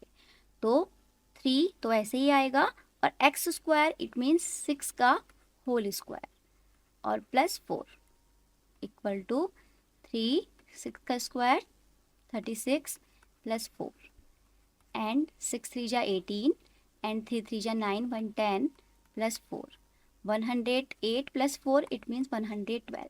जो p6 की वैल्यू आई, वैल्यू ऑफ पॉलिनोमियल आई, वो 112 आई। सिंपली आपको क्या करना है, वैल्यू ऑफ पॉलिनोमियल निकालने के लिए जो भी पॉलिनोमियल गिवन है उसमें वेरिएबल को देखना है। उस वेरिएबल की आपको कुछ ना कुछ वैल्यू गिवन होगी, उस गिवन वैल्यू को आपको गिवन पॉलिनोमियल में रख देना है और सिंपली उसकी वहाँ से वैल्यू फाइंड आउट कर लेनी है। ठीक है, तो ये कहलाएगी आपकी value of polynomial. Zeros of polynomial, देखिए जीरोस कहिए, रूट कहिए, सॉल्यूशन कहिए, तीनों एक ही बात है। इसे हम कैसे फाइंड करते हैं किसी भी पॉलिनोमियल के लिए उसे समझते हैं।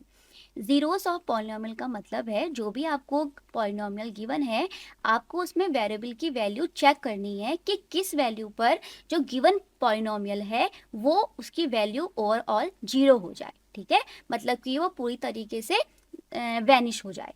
ठीक है, तो इसे हम समझते हैं टू मेथड्स के थ्रू। एक है आपका हिट एंड ट्रायल मेथड और सेकंड जो मेथड है उसको भी इसके बाद समझेंगे। तो अब हम एग्जांपल करते हैं हिट एंड ट्रायल मेथड से। हमें गिवन पॉलिनोमियल है 4x - 4, इस पॉलिनोमियल के हमें जीरोस फाइंड करने हैं। इट मीन्स हमें ये देखना है कि इस गिवन पॉलिनोमियल में हम वेरिएबल इट मीन्स x को क्या वैल्यू दें कि px की वैल्यू ज़ीरो हो जाए। ठीक है, तो हमें जो है यहाँ पर उस वेरिएबल की वैल्यू को ढूंढना है। तो देखिए जैसे कि हमें 1 बाय 1 चेक करते रहना होगा, ट्राई करते रहना होगा, तो इसलिए मेथड का नाम इस तरीके से ही रखा हुआ है, हिट एंड ट्रायल मेथड। मतलब ट्राई करते रहना है और जो हिट करे उसे वहाँ पर पुट कर देना है। तो आप मेथड से समझ सकते हैं कि हिट एंड ट्रायल मेथड। तो यहाँ पर हम पुट कर रहे हैं। अगर मैं यहाँ पर 0 पुट करूँ, x के बदले 0 पुट करूँ, तो यहाँ पर 4 × 0 - 4, इट मीन्स 4 × 0 0 हो जाएगा, -4। इट मीन्स जो px की वैल्यू आ रही है, p0 जो वैल्यू आ रहा है वो -4 आ रहा है, तो 0 नहीं आया। इट मीन्स 0 जो है वो यहाँ पर गिवन पॉलिनोमियल का जीरोस नहीं है। तो हम नेक्स्ट नंबर ट्राई करेंगे। तो हम यहाँ पर ट्राई कर रहे हैं पुट x = 1। जब हम 1 रखेंगे देखते हैं कि क्या वैल्यू आएगी। तो p1 = 4 × 1 - 4, it means 4 × 1 = 4 - 4। It means जो p1 की वैल्यू आई वो 0 आई। तो जो p1 की वैल्यू 0 आई तो इसका मतलब zeros of given polynomial is 1। अब हम सेकंड मेथड को समझते हैं जिसमें भी हम जीरोस ही फाइंड करेंगे। तो find zeros of px = 1/3x - 5/7। ये आपको गिवन पॉलिनोमियल है। अब हमें सेकंड मेथड के थ्रू क्या करना होता है, ओवरऑल हमको क्या दिखाना है कि px की वैल्यू 0 करनी है। तो हम अब स्टार्टिंग में ही सेकंड मेथड में जो हम px की वैल्यू कर देंगे वो 0 के इक्वल कर देंगे। अगर हम px को 0 के इक्वल कर देंगे, इट मीन्स जो px की वैल्यू है मतलब कि 1/3x - 5/7 = 0। ठीक है, तो हमें स्टार्टिंग में ही पॉलिनोमियल की वैल्यू को 0 के इक्वल पुट कर देना है और जो गिवन पॉलिनोमियल आपको दिया हुआ है उसकी वैल्यू को 0 के इक्वल हमने रख दिया। अब हमें यहाँ से x की वैल्यू को सेपरेट करना है। तो 1/3 x को हम यहीं पर ही रखेंगे क्योंकि हमें x की वैल्यू को फाइंड करना है, और 0 के साथ 5/7 को शिफ्ट कर देंगे क्योंकि ये भी नंबर है और 5/7 भी एक नंबर है। तो 0 प्लस हो जाएगा, यहाँ माइनस है, इक्वल के इधर जाएगा तो प्लस का साइन हो जाएगा। तो 1/3 x = 0 + 5/7, इट मीन्स 5/7। तो अब हमें x की वैल्यू को फाइंड आउट करना है क्योंकि जीरोस तो हमारा x है। अब यहाँ पर 3 जो है वो डिवाइड में है x के साथ, तो यहाँ हम भेजेंगे जब इसको राइट हैंड साइड में तो ये मल्टीप्लाई में कन्वर्ट हो जाएगा। तो 5/7 × 3। अब हमें फ्रैक्शंस की मल्टीप्लाई करनी है। तो 5 3 जा 15 और 7 3 के नीचे 1 है, इट मीन्स 7 1 जा 7। तो मतलब कि जो जीरोस ऑफ गिवन पॉलिनोमियल है वो 15/7 है। ठीक है, अगर आप यहाँ x को रिप्लेस कर दें, x के बदले पुट कर दें 15/7, तो आप जो है देखेंगे जो गिवन पॉलिनोमियल की वैल्यू आएगी वो 0 आएगी। ठीक है, तो ये भी एक तरीका है जीरोस को फाइंड करने का। देखिए जब पॉलिनोमियल सिंपल आपको दिए होंगे सिंपल नंबर्स की फॉर्म में, तब तो आप हिट एंड ट्रायल का मेथड का यूज़ कर सकते हैं क्योंकि यहाँ पर इजी है कैलकुलेशन करना। बट जब आपको फ्रैक्शंस दिए हुए होंगे ठीक है, तो वहाँ पर जो है थोड़ा सा टफ हो जाएगा। ट्राई करते रहना, अलग अलग नंबर्स को, थोड़ा टफ वर्क हो जाएगा और आपका जो वर्क है वो भी बहुत लंबा हो जाएगा। तो उससे बचने के लिए आपको जो है इस सेकंड मेथड का यूज़ करना है, जिसमें आप डायरेक्टली जो है जो गिवन पॉलिनोमियल है उसको ज़ीरो के इक्वल पुट करेंगे और उसकी जो पॉलिनोमियल की वैल्यू है उसे ज़ीरो रख कर वहाँ से x की वैल्यू को फाइंड करेंगे। वही जो है इस गिवन पॉलिनोमियल के लिए ज़ीरोस ऑफ पॉलिनोमियल होगा। तो यहाँ पर जो ज़ीरोस ऑफ पॉलिनोमियल है, ज़ीरोस ऑफ गिवन पॉलिनोमियल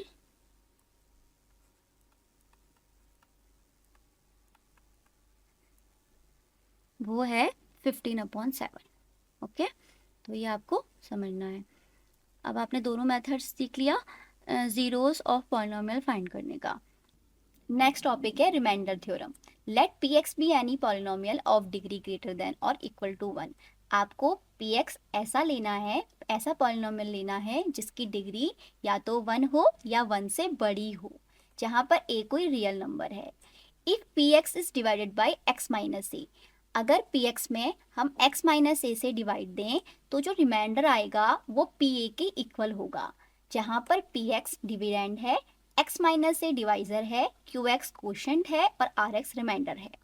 तो आपसे कहा जा रहा है कि जब आप पी एक्स में x माइनस ए से डिवाइड देंगे तो जो रिमाइंडर आएगा वो पी ए के इक्वल आएगा। तो इट मीन्स जिससे हम डिवाइड दे रहे हैं उसे हम ज़ीरो के इक्वल पुट करते हैं। तो x minus A equal to zero, ठीक है, क्योंकि ये डिवाइड कर रहा है इसको, इट मीन्स ज़ीरो के इक्वल होगा। तो x की वैल्यू क्या आएगी, यहाँ से a आ जाएगी। ठीक है, तो आपसे कहा जा रहा है जब आप x माइनस ए में px से डिवाइड कर रहे हैं तो रिमाइंडर जो आ रहा है वो pa आ रहा है, मतलब कि x जो है वो a से रिप्लेस हो जा रहा है। तो यहाँ पर हम जो है रिमाइंडर को pa लिख देंगे। ठीक है, रिमाइंडर जो है वो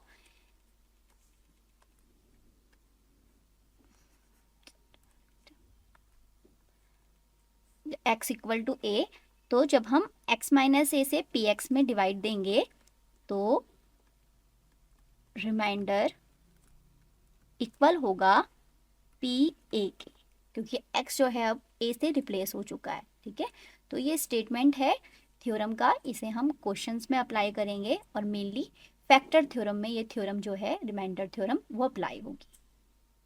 checking the remainder using remainder theorem. अभी हमने लॉन्ग डिवीजन मेथड से रिमाइंडर फाइंड किए थे। ठीक है, हमने अभी भी वही एग्जांपल्स लिए हुए हैं, उन्हीं एग्जांपल्स को हम चेक करते हैं क्या रिमाइंडर थ्योरम के थ्रू भी वही रिमाइंडर आएंगे जो कि लॉन्ग डिवीजन मेथड से आए थे। ठीक है, एक बार चेक करते हैं। तो फर्स्ट एग्जांपल को देखते हैं। हमें रिमाइंडर फाइंड करना है जब हमें पी एक्स जो है 3x cube plus 4x square minus 8x plus 5 given है और जो हमें डिवाइजर है वो x माइनस 2 गिवन है। जो रिमाइंडर थ्योरम आपसे क्या कहती है कि जब भी हम क्या करें, हम पी एक्स में x माइनस ए से डिवाइड दें तो हमें कुछ ना कुछ रिमाइंडर मिलेगा, वो रिमाइंडर जो है वो पी ए के इक्वल होगा। ठीक है, तो ए जहाँ पर ए जो है कोई रियल नंबर है, तो जो हमें यहाँ पर x माइनस ए गिवन है, मतलब हमें यहाँ पर डिवाइजर x माइनस 2 गिवन है, इसे हम फर्स्टली ज़ीरो के इक्वल पुट करेंगे ताकि हम x की वैल्यू को फाइंड कर पाएँ। तो जो x की वैल्यू आएगी वो 2 आ जाएगी, 2 को हम इधर शिफ्ट करेंगे ज़ीरो के साथ तो 2, तो x equal to 2। It means remainder क्या होगा, जो रिमाइंडर होगा, इट मीन्स जो रिमाइंडर होगा वो P2 होगा। रिमाइंडर जो है वो P2 होगा। तो हम देखते हैं क्या P2 रखने पर जो गिवन पॉलिनोमियल है उसमें रिमाइंडर क्या आता है। तो P2 equal to 3x cube, it means 2 का cube plus 4 2 square minus 8 2 plus 5। तो जो P2 की वैल्यू आएगी देखते हैं कितनी आती है। तो 3 मल्टीप्लाई 2 का क्यूब 8, 4 मल्टीप्लाई 4, 8 2 जा 16 प्लस 5। जो P2 की वैल्यू है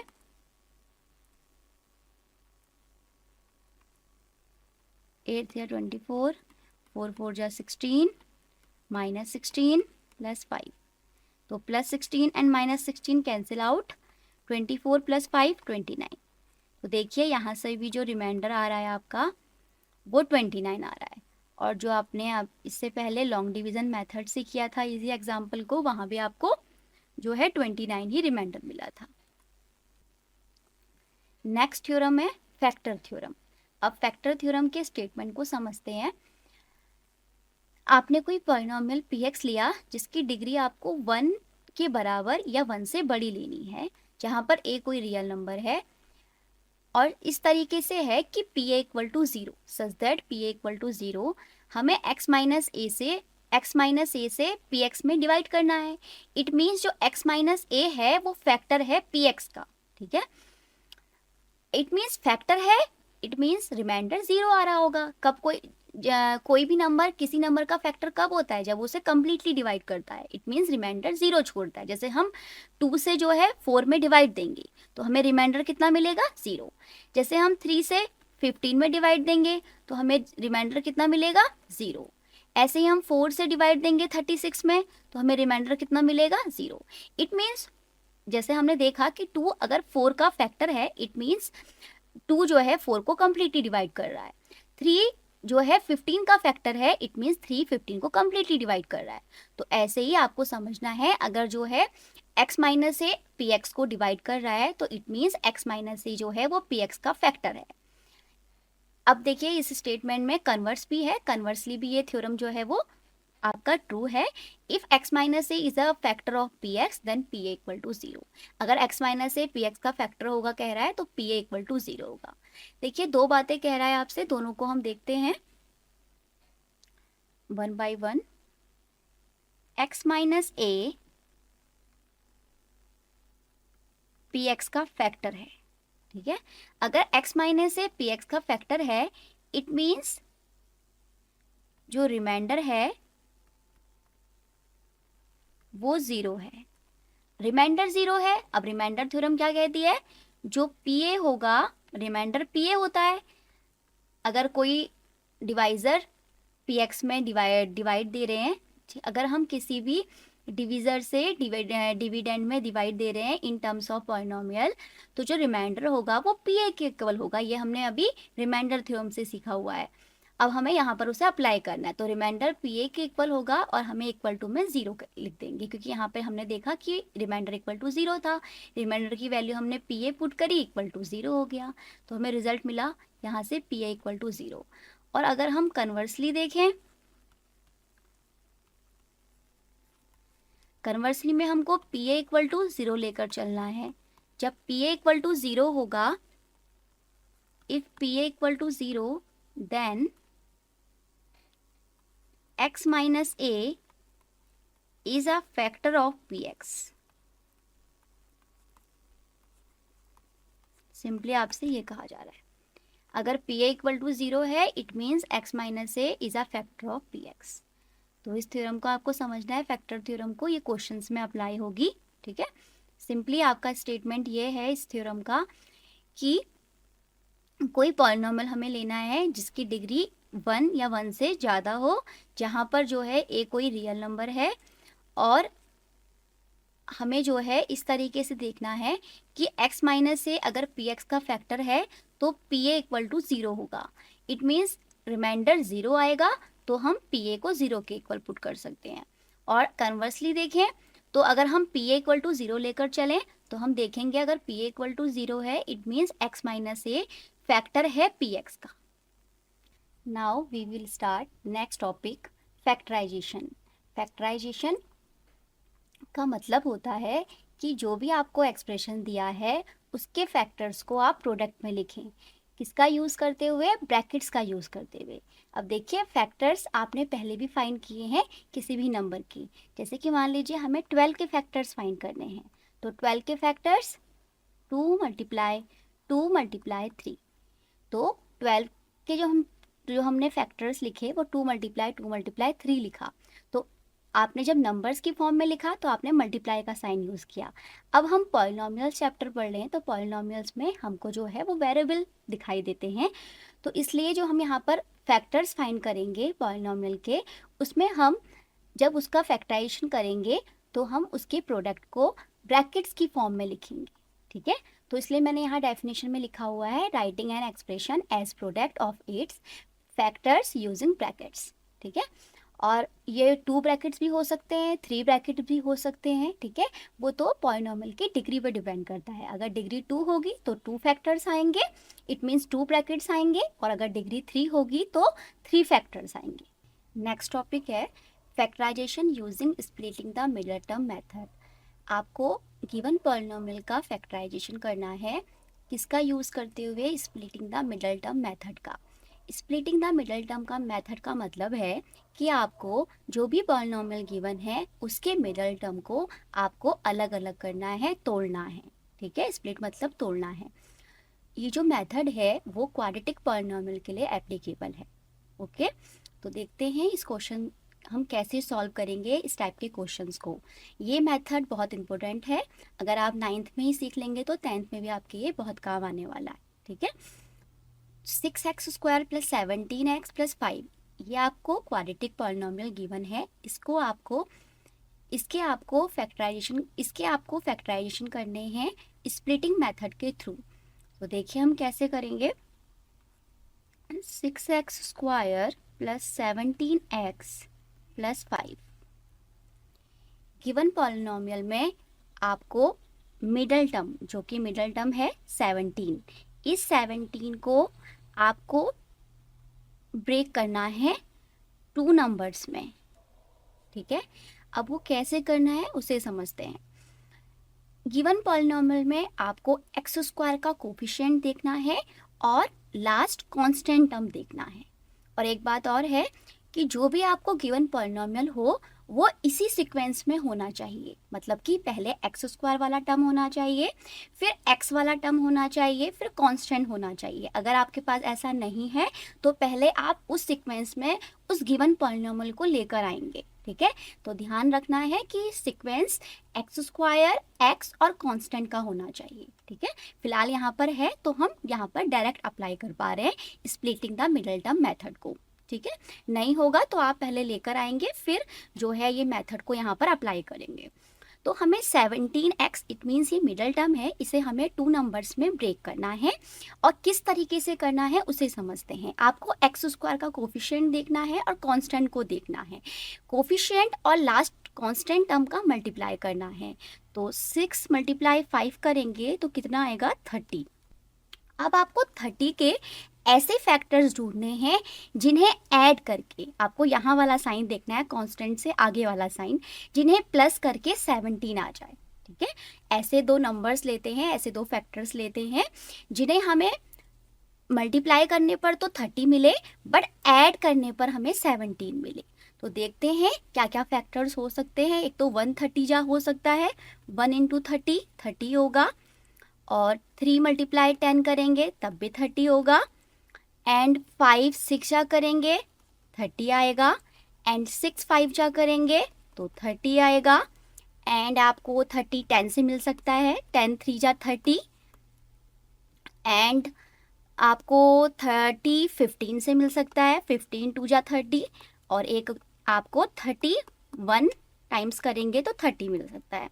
तो ये फैक्टर्स जो हैं वो 30 के हो सकते हैं। अब हमें देखना है, हमारे पास कंडीशन है कि हमें ऐड करके 17 लाना है। तो देखते हैं, अगर हम 1 और 30 को ऐड करें तो 31 आएगा, जो कि यहाँ पर फेल है, हमें 17 चाहिए। ऐसे ही हम 3 और 10 को ऐड करेंगे तो हमें 13 मिलेगा।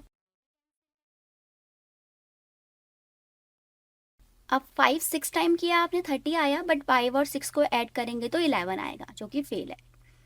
ऐसे ही 6 5 जा 30, एंड 6 और 5 अगेन 11, देन 10 और 3 13, कैंसिल। 15 2 टाइम्स 30, 15 और 2 को ऐड करेंगे तो 17 आएगा। तो ये यहाँ पर जो है कंडीशन जो है 15 और 2 के अकॉर्डिंग, 2 नंबर्स अगर हम 15 और 2 ले रहे हैं तो हमें 17 मिल जा रहा है। तो इट मीन्स ये फैक्टर जो है हमारे 30 के लिए ठीक है। अब देखिए यहाँ पर आप 2 15 टाइम भी कर सकते हैं। अगर आप 2 15 टाइम्स करेंगे तब भी 30 आएगा। आप यहाँ पर 2 और 15 को भी फैक्टर्स ले सकते हैं, बात एक ही है। फिलहाल मैं यहाँ पर 15 2 टाइम्स करके 30 ले रही हूँ और 15 और 2 को ऐड करके 17 लूँगी, ठीक है। 30 मल्टीप्लाई हमने 1 किया तब भी हमें 30, बट 30 और 1 करेंगे तो 31, जो कि फेल है। तो हमें जो है अपने फैक्टर्स मिल चुके हैं गिवन क्वेश्चंस के अकॉर्डिंग, जो कि 15 और 2 हैं, और 2 और 15 भी हो सकते हैं, आप उसे लेकर भी आगे क्वेश्चन को सॉल्व कर सकते हैं। अब देखिए हमें कैसे यहाँ पर ये फैक्टर्स को राइट डाउन करना है। तो फर्स्टली आप एक्स स्क्वायर वाला टर्म को लिखेंगे 6x²।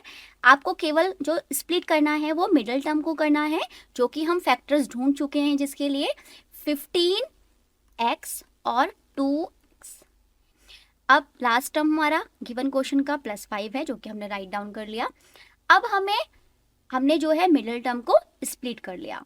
अब हमें फर्स्ट 2 टर्म में कॉमन लेना है और लास्ट 2 टर्म में कॉमन लेना है।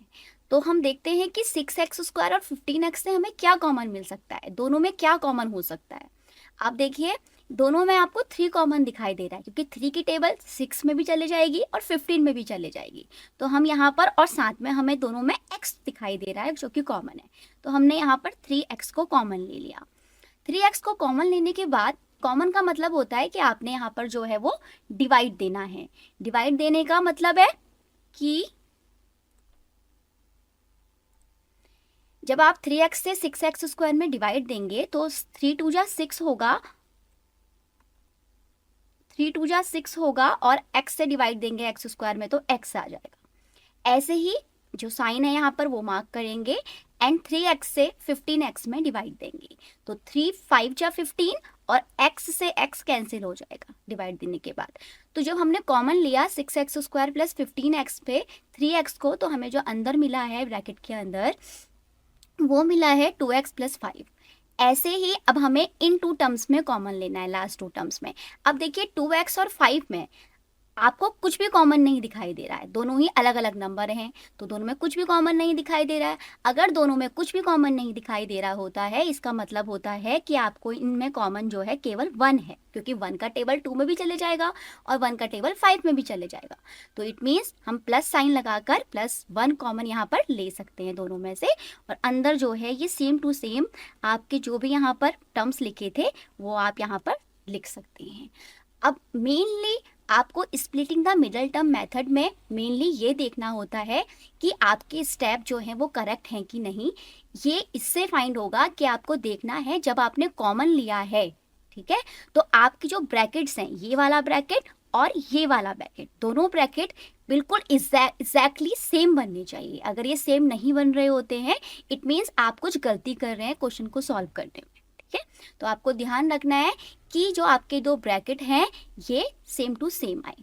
अब देखिए आपको जो सेम ब्रैकेट दिखाई दे रहे हैं दोनों में, वो 2x प्लस 5 दिखाई दे रहा है। तो एक तो आपका फैक्टर यही हो गया गिवन क्वेश्चन का, ठीक है, और सेकंड ब्रैकेट क्या आएगा देखते हैं।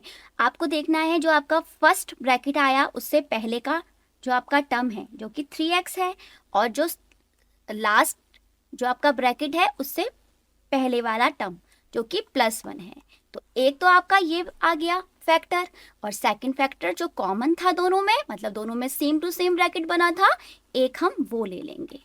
तो जो आपको गिवन क्वाड्रेटिक पॉलिनोमियल था उसकी जो फैक्टर है by splitting the middle term method, वो 3x + 1 और 2x + 5 है। ओके, तो आपको इस मेथड के थ्रू इन क्वेश्चंस को इस तरीके से सॉल्व करना है। अब हम देखते हैं next question, y² - 5y + 6। Again हमें मिडल टर्म को स्प्लिट करना है, और जो आपको क्वाड्रेटिक पॉलिनोमियल की फॉर्म है वो भी आपको करेक्ट दी हुई है। पहले आपको y² वाला टर्म दिया है, एंड y वाला, फिर एंड कांस्टेंट टर्म। अब हमें 5y को स्प्लिट करना है। किस तरीके से करना है कि y² का कोफिशिएंट, यहाँ पर कुछ नहीं लिखा आगे से, इट मीन्स यहाँ पर 1 है, ठीक है। तो 1 का मल्टीप्लाई हमें 6 से करना है, तो 1 6 का कितना होगा, 1 × 6 करेंगे तो हमें 6 मिलेगा। अब हमें 1 के 6 के, अब हमें 6 के फैक्टर्स क्या क्या मिल सकते हैं। एक तो हमें 1 × 6 ही मिल सकता है जो कि 6 ही आएगा। सेकंड हमें मिल सकता है 2 × 3 जो कि 6 आएगा। 3 × 2 करेंगे तब भी हमें 6 मिलेगा, और 6 × 1 करेंगे तब भी हमें 6 मिलेगा। अब हमें 6 के ऐसे फैक्टर्स ढूंढने हैं जिन्हें ऐड करके 5 मिल जाए। ये साइन को हमें देखना होता है, कांस्टेंट से पहले वाला साइन, जिन्हें ऐड करके 5 मिल जाए। अब देखते हैं, अगर हम 1 और 6 को ऐड कर दें तो हमें 7 मिलेगा, जो कि यहाँ पर जो है अप्लाई नहीं हो रहा है, हमें 5 चाहिए। तो 2 3 टाइम्स हमने किया तो 6 मिला, तो 2 और 3 को ऐड कर रहे हैं तो हमें 5 मिल रहा है। तो इट मीन्स हमारा यहाँ पर जो है फैक्टर्स हमें मिल चुके हैं 2 और 3।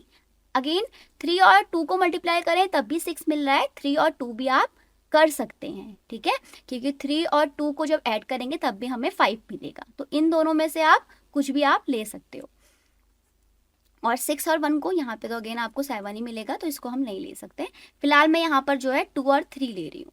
तो Y square minus, minus sign लगा है इसलिए मैं ब्रैकेट का यूज़ करूँगी, ठीक है, क्योंकि माइनस हमें अंदर मल्टीप्लाई करनी होगी दोनों फैक्टर्स के लिए। तो ध्यान रखना है, अगर प्लस साइन है तब तो कोई नीड नहीं है ब्रैकेट लगाने की, बट जब माइनस साइन है तो अंदर आपको ब्रैकेट में लिखने हैं अपने फैक्टर्स को, जो भी आपने वहाँ पर साइन उसके लिए यूज़ किया है। ऐड वाला हमने यहाँ पर ऐड किया है तो हम यहाँ पर ब्रैकेट का यूज़ करेंगे माइनस से पहले। तो हम माइनस के बाद जो है ब्रैकेट का यूज़ करेंगे। तो हमने 5 को स्प्लिट किया 2y प्लस 3y में, प्लस कांस्टेंट टर्म 6 है। अब वाई स्क्वायर इस माइनस से हम अंदर मल्टीप्लाई करेंगे, तो minus multiply 2y, it means minus का 2y, minus into 3y and minus का 3y प्लस 6। अगेन अब हम कॉमन लेंगे फर्स्ट 2 टर्म में और लास्ट 2 टर्म में, तो देखते हैं हमें क्या दिखाई दे रहा है। जब हमने यहाँ पर कॉमन लेंगे तो वाई स्क्वायर माइनस 2y में, तो हमें y कॉमन लेना पड़ेगा। नंबर हमारे पास कुछ भी कॉमन नहीं है, यहाँ 1 है आगे, यहाँ 2 है, तो कुछ भी कॉमन नहीं है दोनों में, ओनली y कॉमन दिखाई दे रहा है। जब हमने y कॉमन लिया, इट मीन्स हम y से वाई स्क्वायर में डिवाइड दे रहे हैं, तो इट मीन्स हमारे पास y बचेगा। अब हम y से डिवाइड दे रहे हैं 2y में, इट मीन्स y से y कट जाएगा बट अंदर 2 बचेगा। अगेन अब लास्ट 2 टर्म में कॉमन लेंगे, बट साइन का ध्यान रखेंगे, माइनस 3y प्लस 6 हमें अंदर चाहिए, माइनस हमें सेम ब्रैकेट बनाना है, इट मीन्स हम यहाँ पर माइनस कॉमन लेंगे। अगर हम माइनस कॉमन लेंगे इट मीन्स हमें यहाँ पर माइनस दिखाई देगा। तो माइनस कॉमन लिया और 3 और 6 में हमें कॉमन 3 दिखाई दे रहा है, जो कि दोनों को डिवाइड कर देता है, तो हमने यहाँ पर 3 कॉमन ले लिया। अंदर हमारे पास यहाँ पर तो y बचा एंड यहाँ पर हमें प्लस का माइनस हो जाएगा, क्योंकि हम माइनस कॉमन ले चुके हैं, तो यहाँ पर माइनस का आपका 2 हो जाएगा। अब देखिए ये वाला ब्रैकेट और ये वाला ब्रैकेट बिल्कुल सेम दिखाई दे रहे हैं, और जो आगे के इनके टर्म होंगे विद साइन उनको हम ब्रैकेट में लिख देंगे। वो आपका एक फैक्टर कहलाएगा गिवन पॉलिनोमियल का, और सेकंड जो फैक्टर होगा वो कॉमन वाला फैक्टर होगा दोनों टर्म का। तो एक तो आपका y माइनस 3 हो जाएगा, y और माइनस 3 विद साइन हमने ले लिया, और सेकंड जो आपका सेम वाला था वो हो जाएगा y माइनस 2। तो इस तरीके से आपको फैक्टराइजेशन करना है क्वाड्रेटिक पॉलिनोमियल का with the help of splitting the middle term method. Okay, इस टाइप के क्वेश्चंस हम एक्सरसाइज में भी सॉल्व करेंगे, वहां से आपकी और अच्छी प्रैक्टिस हो जाएगी इन क्वेश्चंस को सॉल्व करने के लिए। Now see next topic, factorisation of polynomial using the factor theorem. हमें पॉलिनोमियल का फैक्टराइजेशन करना है फैक्टर थ्योरम का यूज करते हुए। गिवन एफ एक्स है हमें x square minus 5x plus 6। इस गिवन एफ एक्स के हमें फैक्टराइजेशन करना है। ओके, तो हमें क्या करना है, कुछ स्टेप्स हैं उसके लिए, उन्हें हम स्टेप्स को 1 बाय 1 समझते हैं कि वो स्टेप्स क्या हैं। जो भी आपको गिवन पॉलिनोमियल है उसमें आपको कांस्टेंट टर्म को देखना है, ठीक है, फर्स्ट स्टेप के अकॉर्डिंग। तो find the factor of constant term of F x, क्या है वो आपका 6 है। तो 6 के आपको सारे फैक्टर्स फाइंड करने हैं, पॉजिटिव भी और नेगेटिव। तो क्या क्या आएंगे वो 1 माइनस 1 2 माइनस 2 3 माइनस 3 एंड 6 और माइनस 6। ये फैक्टर्स आपको मिलेंगे, जो कितने होंगे पूरे मिलाकर हैं ये 8 फैक्टर्स, ठीक है। तो फर्स्ट स्टेप के अकॉर्डिंग कांस्टेंट टर्म के सारे फैक्टर्स आपको फाइंड कर लेने हैं। नेक्स्ट स्टेप आपसे ये कहता है जो भी आपने फैक्टर्स फाइंड किए हैं आपको 1 बाय 1 गिवन पॉलिनोमियल में उन्हें सेटिस्फाई करवाना है। अब सेटिस्फाई करने का मतलब क्या है, सेटिस्फाई कराने का मतलब ये है कि जो भी आपने यहाँ फैक्टर्स की वैल्यू 1 बाय 1 fx में पुट की, मतलब कि x को आपने 1 -1 2 -2 6 -6 3 -3 रखा, तो देखना है कि किस फैक्टर पर इस गिवन पॉलिनोमियल की वैल्यू 0 हो जाती है। ठीक है, जैसे कि आप जीरोस फाइंड करते थे तो वहां पर भी तो आप यही करते थे। हिट एंड ट्रायल मेथड पर आप देखते थे, आप 1 बाई 1 जो है रखते थे वैल्यू और देखते थे कहाँ पर इसकी वैल्यू 0 हो जा रही है। अब आपके पास यहाँ फैक्टर्स गिवन है तो आपको देखना है 1 बाई 1 कि किस फैक्टर को रखने पर गिवन पॉलिनोमियल की वैल्यू 0 हो जा रही है। तो देखिए आपसे यहाँ पर यही कहा जा रहा है कि and find out which of them satisfy the polynomial since it has 8 factors. आपने देखा भी है कि 8 फैक्टर्स हैं। अब आपको देखना है जो आपको गिवन पॉलिनोमियल है, जो कि क्वाड्रेटिक पॉलिनोमियल आपको दिखाई दे रहा है, क्योंकि इसकी हाईएस्ट पावर, वेरिएबल की हाईएस्ट पावर जो है वो 2 है। इट मीन्स गिवन पॉलिनोमियल की जो डिग्री होगी वो 2 होगी। तो डिग्री 2 होने का मतलब ये है कि इसके जो मैक्सिमम फैक्टर्स होंगे वो ओनली 2 होंगी। ठीक है, अगर क्वाड्रेटिक पॉलिनोमियल है तो मैक्सिमम फैक्टर 2 होंगे। ठीक है, और एक बात आपको और बता दूं कि अगर यहाँ पर क्यूबिक पॉलिनोमियल होगा, मतलब कि वेरिएबल की हाईएस्ट पावर 3 होगी, तो उसके मैक्सिमम फैक्टर 3 होंगे। ठीक है, वहाँ वो उन क्वेश्चंस को भी हम सॉल्व करेंगे। फिलहाल हम अभी क्वाड्रेटिक पॉलिनोमियल के लिए यहाँ पर फैक्टर्स देख रहे हैं। तो आपको ध्यान रखना है डिग्री 2 होने पर मैक्सिमम फैक्टर 2 होंगे। तो इट मीन्स हमें यहाँ पर जो गिवन फैक्टर्स हमने फाइंड किए थे 6 के, उसमें से आप देखेंगे जब आप रखेंगे वैल्यू 1 बाई 1 पुट करेंगे तो आप देखेंगे कि इसमें से केवल 2 ही फैक्टर्स जो हैं इस गिवन पॉलिनोमियल को सेटिस्फाई कर रहे होंगे, जो कि उस गिवन पॉलिनोमियल के जीरोस भी कहलाएंगे। ठीक है, तो जो जीरोस होंगे उन्हें ही हम फैक्टर्स की फॉर्म में लिखेंगे और यहाँ पर 2 ही जीरोस जो हैं वो सेटिस्फाई हो रहे होंगे। तो देखते हैं एग्जाम्पल के थ्रू कि हम फैक्टर थ्योरम का यूज करते हुए पॉलिनोमियल का फैक्टराइजेशन कैसे करेंगे। ओके, तो now see factorise x cube plus 2x square minus x minus 2 using the factor theorem. अब देखिए मैंने यहाँ पर क्यूबिक पॉलिनोमियल लिया हुआ है। इस गिवन क्यूबिक पॉलिनोमियल के मुझे फैक्टराइजेशन करना है। तो सबसे पहली बात कि ये क्यूबिक है, इट मीन्स इसके 3 फैक्टर्स फाइंड होंगे। ठीक है, और मेथड वही है जो मैंने अभी आपको सिखाया कि आपको कांस्टेंट टर्म को देखना है, जो कि यहाँ पर 2 दिखाई दे रहा है। तो हमें 2 के सारे फैक्टर्स देखने हैं। तो 2 के फैक्टर्स क्या क्या आ सकते हैं?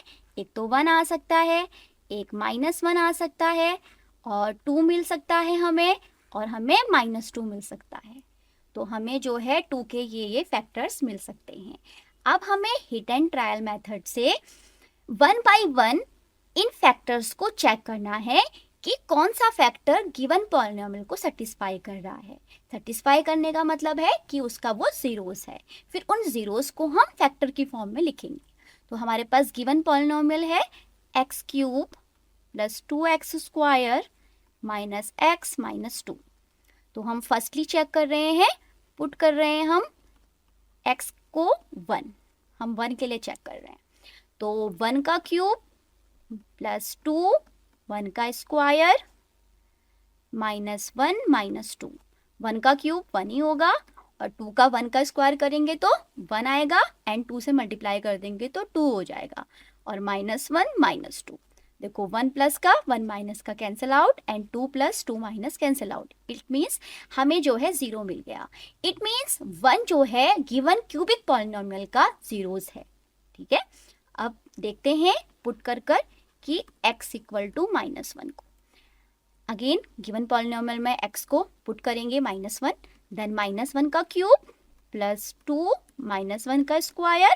ठीक है, एंड माइनस साइन है, x को हमें पुट करना है -1 एंड -2।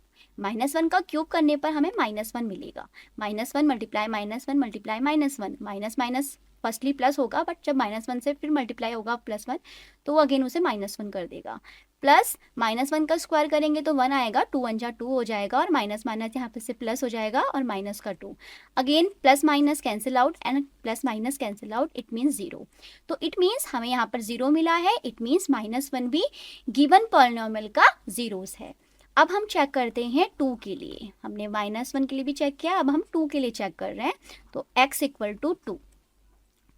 नाउ पुट इट 2 का क्यूब प्लस 2, 2 का स्क्वायर माइनस 2 माइनस 2, 2 का क्यूब 8 हो जाएगा और यहाँ पर 2 का स्क्वायर 4, 4 2 जा 8 हो जाएगा, माइनस 2 एंड 8 8 16, 8 8 16 माइनस 4 एंड आपका ये 12 हो जाएगा, तो जो कि नॉट इक्वल टू 0 है। तो इट मीन्स 2 जो है गिवन पॉलिनोमियल का, गिवन क्यूबिक पॉलिनोमियल का आपका जीरोस नहीं है। अब हम चेक करते हैं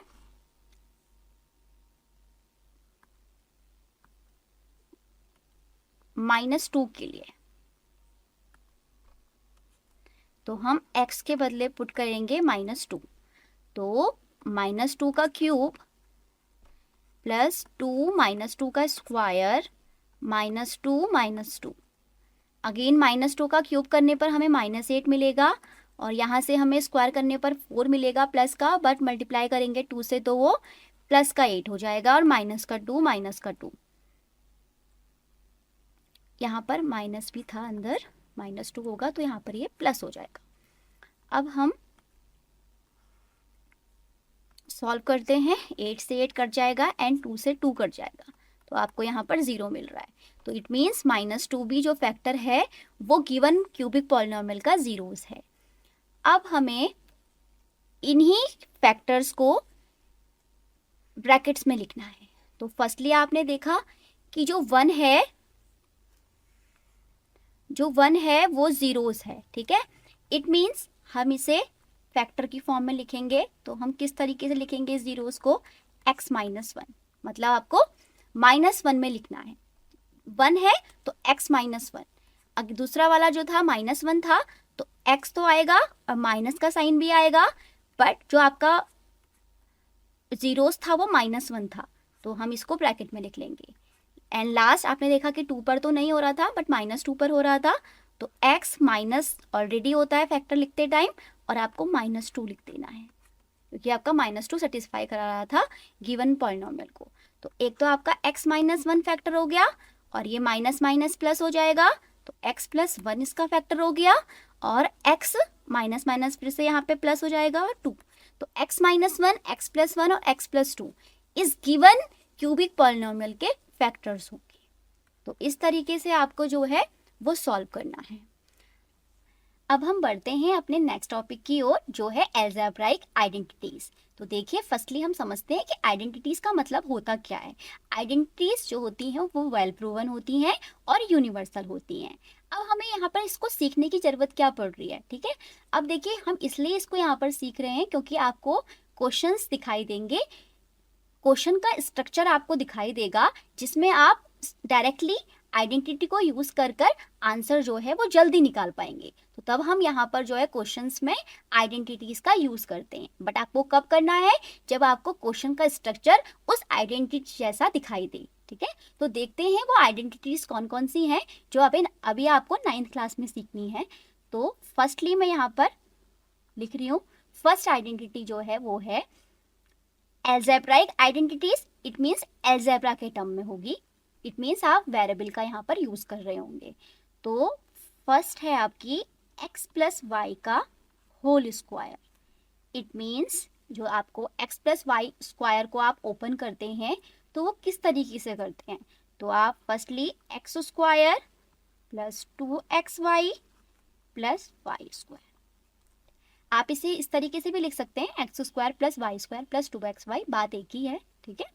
तो जब आपको कहा जाए, जब आपको क्वेश्चन का स्ट्रक्चर x + y का होल स्क्वायर टाइप्स दिखाई दे, तो आप इस तरीके से आइडेंटिटी के थ्रू उसे एक्सपेंड करेंगे। सेकेंड आइडेंटिटी x - y का होल स्क्वायर, कैसे एक्सपेंड करेंगे, x² - 2xy + y²। जब आपको स्ट्रक्चर x - y का होल स्क्वायर टाइप्स दिखाई दे तो आपको इस तरीके से उसे एक्सपेंड करना है। नेक्स्ट x + y 1 ब्रैकेट में and x - y second bracket में, तो आप इसे ओपन करेंगे x² - y² के थ्रू।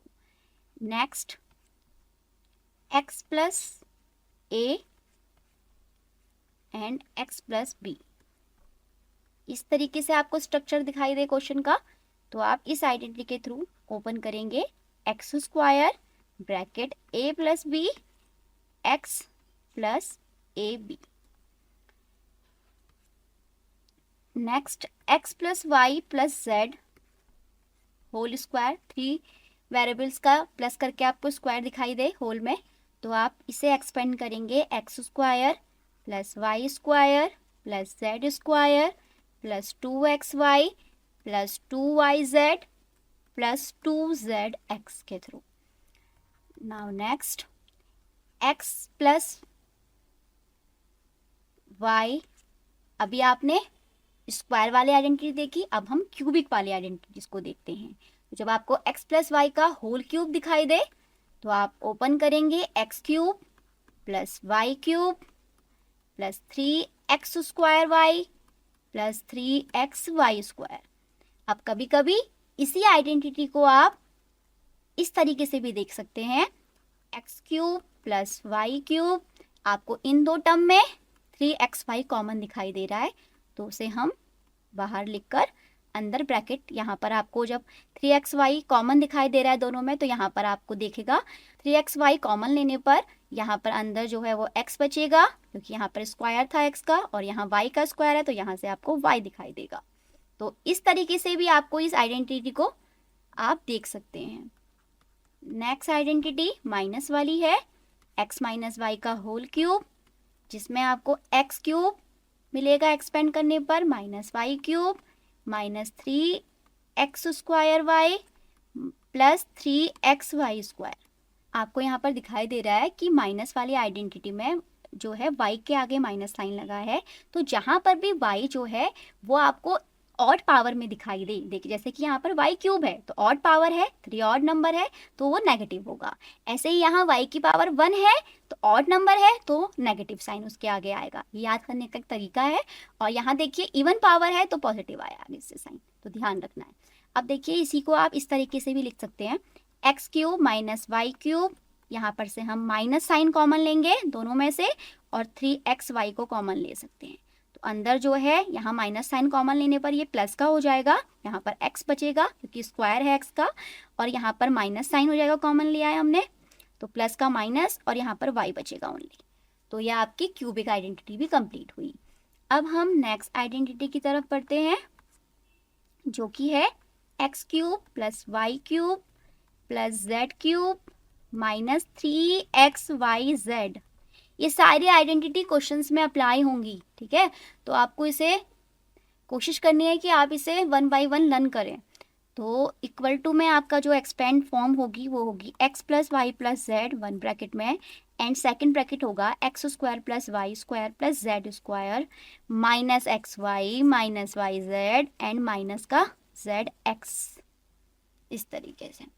अब देखिए एक लास्ट आइडेंटिटी, यदि आपको इफ आपको दिया जाए कि x plus Y plus Z equal to 0 है, इसे आइडेंटिटी के थ्रू ये आइडेंटिटी बनी हुई है लास्ट वाली 8th आइडेंटिटी के थ्रू, तो अगर आपको कहा जाए कि x plus Y plus Z 0 के इक्वल है, तो इसका मतलब होगा कि x cube plus Y cube plus Z cube minus 3xyz equal to, देखिए इसको हम 0 पुट कर देंगे, तो जब 0 से हम कुछ भी मल्टीप्लाई करेंगे तो हमें हमेशा 0 ही मिलता है, तो यहाँ पर हम 0 लिख सकते हैं, ठीक है।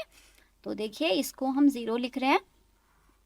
आगे हम इस आइडेंटिटी को इस तरीके से लिख सकते हैं, X cube plus Y cube plus Z cube, अब ये माइनस साइन है इसको हम इधर शिफ्ट कर रहे हैं, ठीक है, इक्वल के इधर, तो यहाँ नेगेटिव है तो इधर जाएगा तो ये पॉजिटिव हो जाएगा, तो इक्वल टू में हम इसे लिख सकते हैं 3xyz। तो ये 9 आइडेंटिटीज़ हैं जो कि आपके क्वेश्चंस में अप्लाई होंगी, ठीक है, जहाँ पर आपको क्वेश्चन का जैसा स्ट्रक्चर दिखाई दे वहाँ पर आपको ये उस तरीके से एक्सपेंड करनी है, ठीक है। अब मैं कुछ क्वेश्चंस लेती हूँ, कुछ एग्जांपल्स लेती हूँ, जिसमें आप इन आइडेंटिटीज़ का यूज़ करेंगे और क्वेश्चंस को सॉल्व करेंगे। देखिए मेन आपको मैं एक टिप्स देती हूँ कि इन आइडेंटिटीज़ को आप कैसे याद रख सकते हैं। मेनली आपको इन आइडेंटिटीज़ को याद रखने के लिए इन आइडेंटिटीज़ को लिखने की प्रैक्टिस करनी होगी, ठीक है। जितनी बार इन आइडेंटिटीज़ को आप लिखेंगे उतनी जल्दी आपके माइंड में ये आइडेंटिटीज सेट हो जाएंगी, ठीक है। तो जल्दी जल्दी से इन आइडेंटिटीज की प्रैक्टिस करिए और इन्हें लर्न करने की कोशिश करिए। कोऑर्डिनेट ज्योमेट्री मैथमेटिक्स की वह ब्रांच है जिसपे हम कोऑर्डिनेट्स का यूज कर पॉइंट्स, लाइन और शेप की पोजीशन को रिप्रेजेंट करते हैं और इनका जो है स्टडी करते हैं ग्राफ पर।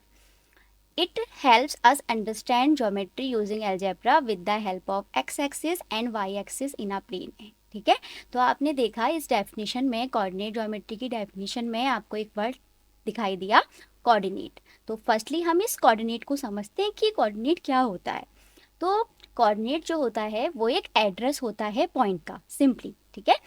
A coordinate is a pair of numbers x, y that shows the exact position of a point on the Cartesian plane graph. आपसे कहा जा रहा है जो कोऑर्डिनेट है वो एक पेयर है नंबर्स का, ठीक है। और वो किस तरीके से लिखा जा रहा है, x, y, ठीक है। मैंने आपसे बोला कि जो कोऑर्डिनेट है वो नंबर्स का पेयर है, इट मीन्स ये एक ऑर्डर्ड पेयर है, ठीक। मतलब कि पहले x आएगा फिर y आएगा, जो कि शो करता है किसी पॉइंट की एग्जैक्ट पोजीशन को कार्टेशियन प्लेन पर, ठीक है, या फिर ग्राफ पर, ठीक है। तो ऑर्डर्ड पेयर है, तो x, y ये कोऑर्डिनेट जो है हम इस तरीके से लिखते हैं ब्रैकेट के अंदर। इसमें जो x है उसे हम पढ़ते हैं x कोऑर्डिनेट और जो y है उसे हम पढ़ते हैं y कोऑर्डिनेट। अब इनका जो है एक और नाम होता है, इतना बड़ा x कोऑर्डिनेट या y कोऑर्डिनेट ना कहकर हम इन्हें जो है शॉर्ट में भी कह सकते हैं। जैसे हम x कोऑर्डिनेट को बोलते हैं एब्सिसा और y कोऑर्डिनेट को हम बोलते हैं ऑर्डिनेट, ठीक है। तो ये मैंने आपको बताया कि कोऑर्डिनेट क्या होता है। कोऑर्डिनेट एक पॉइंट का एड्रेस होता है ग्राफ पर, और हम कहते हैं कि जो कोऑर्डिनेट है वो एक ऑर्डर्ड पेयर है जो कि ब्रैकेट के अंदर x, y की फॉर्म में लिखा जाता है, जो कि रिप्रेजेंट करता है पॉइंट की एग्जैक्ट पोजीशन को किसी ग्राफ पर या फिर कार्टेशियन प्लेन पर। अब जो यहाँ पर एक वर्ड आया है कार्टेशियन प्लेन, कार्टेशियन प्लेन को आगे हम समझेंगे, ठीक है। जो हमारा नेक्स्ट टॉपिक है वो है कार्टेशियन प्लेन। तो कार्टेशियन प्लेन क्या होता है समझते हैं। A Cartesian plane is a flat surface made up of two number lines that cross each other at a point called origin.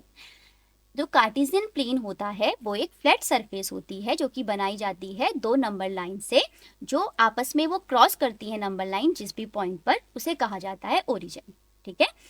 अब देखिए जो कार्टेशियन प्लेन है उसके दो और नाम है, जो कि पहला है कोऑर्डिनेट प्लेन, ठीक है, और दूसरा है एक्स वाई प्लेन। क्योंकि ये एक्स और वाई एक्सिस के बीच प्लॉट हो रहा है तो सिंपली इसका नाम हो सकता है एक्स वाई प्लेन, ठीक है। दोनों नेम भी आपको याद रखने हैं, हो सकता है एग्जाम में अदर नेम से भी आपको आ जाए, ठीक है। समझते हैं कि हम कार्टेशियन प्लेन को कैसे प्लॉट करेंगे।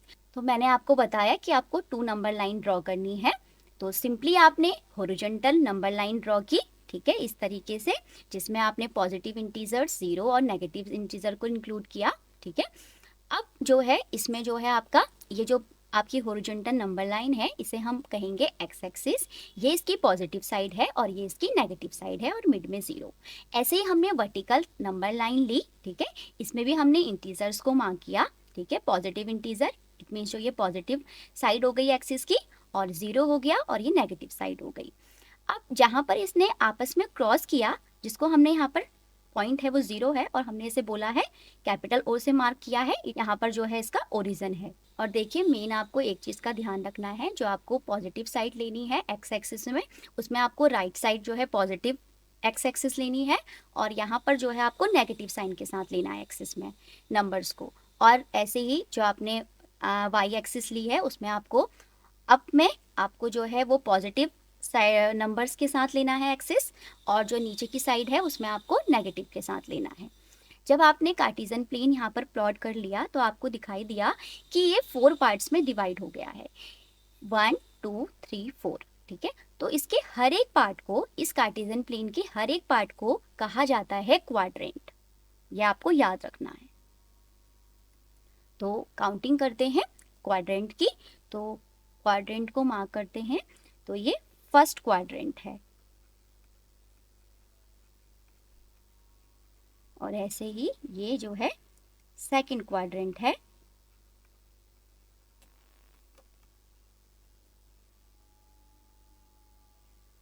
जो क्वाड्रेंट की हम डायरेक्शन ले रहे हैं वो एंटी क्लॉकवाइज ले रहे हैं, ठीक है। तो फर्स्ट, सेकंड, थर्ड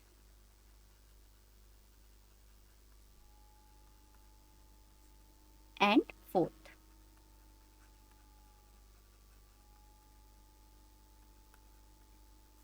तो ये कार्टेशियन प्लेन 4 पार्ट्स में जो है वो डिवाइड हुआ, तो इसके हर एक पार्ट को कहा गया quadrant. Quadrant first, quadrant second, quadrant third and quadrant four.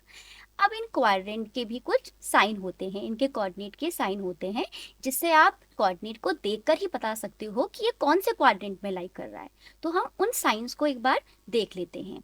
जो फर्स्ट क्वाड्रेंट के साइन होते हैं, जिसमें आप देख रहे हो कि एक्स एक्सिस भी पॉजिटिव चल रही है और वाई एक्सिस भी पॉजिटिव चल रही है, तो इसके जो कोऑर्डिनेट होते हैं वो होते हैं प्लस और प्लस साइन के थ्रू, ठीक है। ऐसे ही जो सेकंड क्वाड्रेंट है उसके जो साइन होते हैं, जिसमें आप देख रहे हो कि जो एक्स एक्सिस है वो नेगेटिव है। पहले हम एक्स एक्सिस को लेते हैं जो कि नेगेटिव है, और वाई एक्सिस आपको पॉजिटिव दिखाई दे रही है। तो जो इसके साइन होते हैं कोऑर्डिनेट के वो होते हैं माइनस कॉमा प्लस फॉर्म के। ऐसे ही जो हमारा थर्ड क्वाड्रेंट है उसमें आपको दिखाई दे रहा है जो एक्स एक्सिस है वो नेगेटिव है और जो वाई एक्सिस है वो भी नेगेटिव है। तो जो इसके साइन होते हैं वो होते हैं माइनस कॉमा माइनस। इसके कोऑर्डिनेट के साइन आपको दिखाई देंगे माइनस और माइनस के फॉर्म में। ऐसे ही फोर क्वाड्रेंट में आपको एक्स एक्सिस पॉजिटिव दिखाई दे रही है और जो वाई एक्सिस है वो नेगेटिव दिखाई दे रही है। तो इस क्वाड्रेंट के कोऑर्डिनेट के साइन होंगे वो होंगे प्लस कॉमा माइनस। अब हम कुछ कोऑर्डिनेट्स लेते हैं जिनको हम इस कार्टेशियन प्लेन पर प्लॉट करेंगे और देखेंगे कि ये कौन से क्वाड्रेंट में लाई कर रहे हैं, ठीक है, या फिर एक्सिस पे लाई कर रहे हैं। इस तरीके से भी देखेंगे और उन्हें समझेंगे।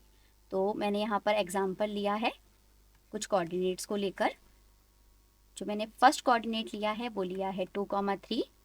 सेकंड मैंने लिया है -4, -4,3, -2, -1 एंड जो लास्ट लिया है वो लिया है 4, -3 और 3, 0 एंड -4, 0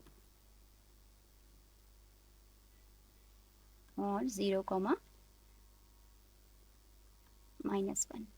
तो ये मैंने कुछ कोऑर्डिनेट लिए, इन्हें हम प्लॉट करते हैं कार्टेशियन प्लेन पर। तो फर्स्टली हमें ड्रॉ करना है 2,3 को। तो इट मीन्स पहले आपका x होता है फिर आपको y में देखना होता है। तो x में आपका 2 दिखाई दे रहा है, इट मीन्स आप पॉजिटिव दिखाई दे रहे हैं दोनों। तो आप x की पॉजिटिव साइड में जाएंगे और 2 को देखेंगे। तो 0 यहाँ से स्टार्ट है, 1, 2, तो 2 हमारा x के लिए हो गया और y में हमें कितना जाना है, 3। तो 1, 2, 3, तो इट मीन्स यहाँ पर हम पहुँच गए। तो जो ये पॉइंट है जहाँ पर हम पहुँच गए हैं, इसको हम डॉटेड लाइन से जो है वो शो कर देते हैं। ये हमारा पॉइंट है और इसके जो कोऑर्डिनेट हैं वो हैं 2,3, ठीक है। अब देखिए जो सेकंड था वो है आपका -4, 3। तो -4 इट मीन्स एक्स एक्सिस में -4 पर है हमें 0, -1, -2, -3, -4 और हमें ऊपर जाना है पॉजिटिव वाई एक्सिस में हमें जाना है 3। तो इट मीन्स 1, 2, 3। तो आपको यहाँ पर दिखाई दे रहा है इनका क्रॉस, इन दोनों नंबर्स का। तो जो इसके कोऑर्डिनेट हैं इस पॉइंट के वो होंगे -4, 3। ऐसे ही -2, -1, तो -2 आपको यहाँ पर दिखाई दे रहा है और -1 आपको यहीं पर दिखाई दे रहा है वाई एक्सिस में नेगेटिव साइड।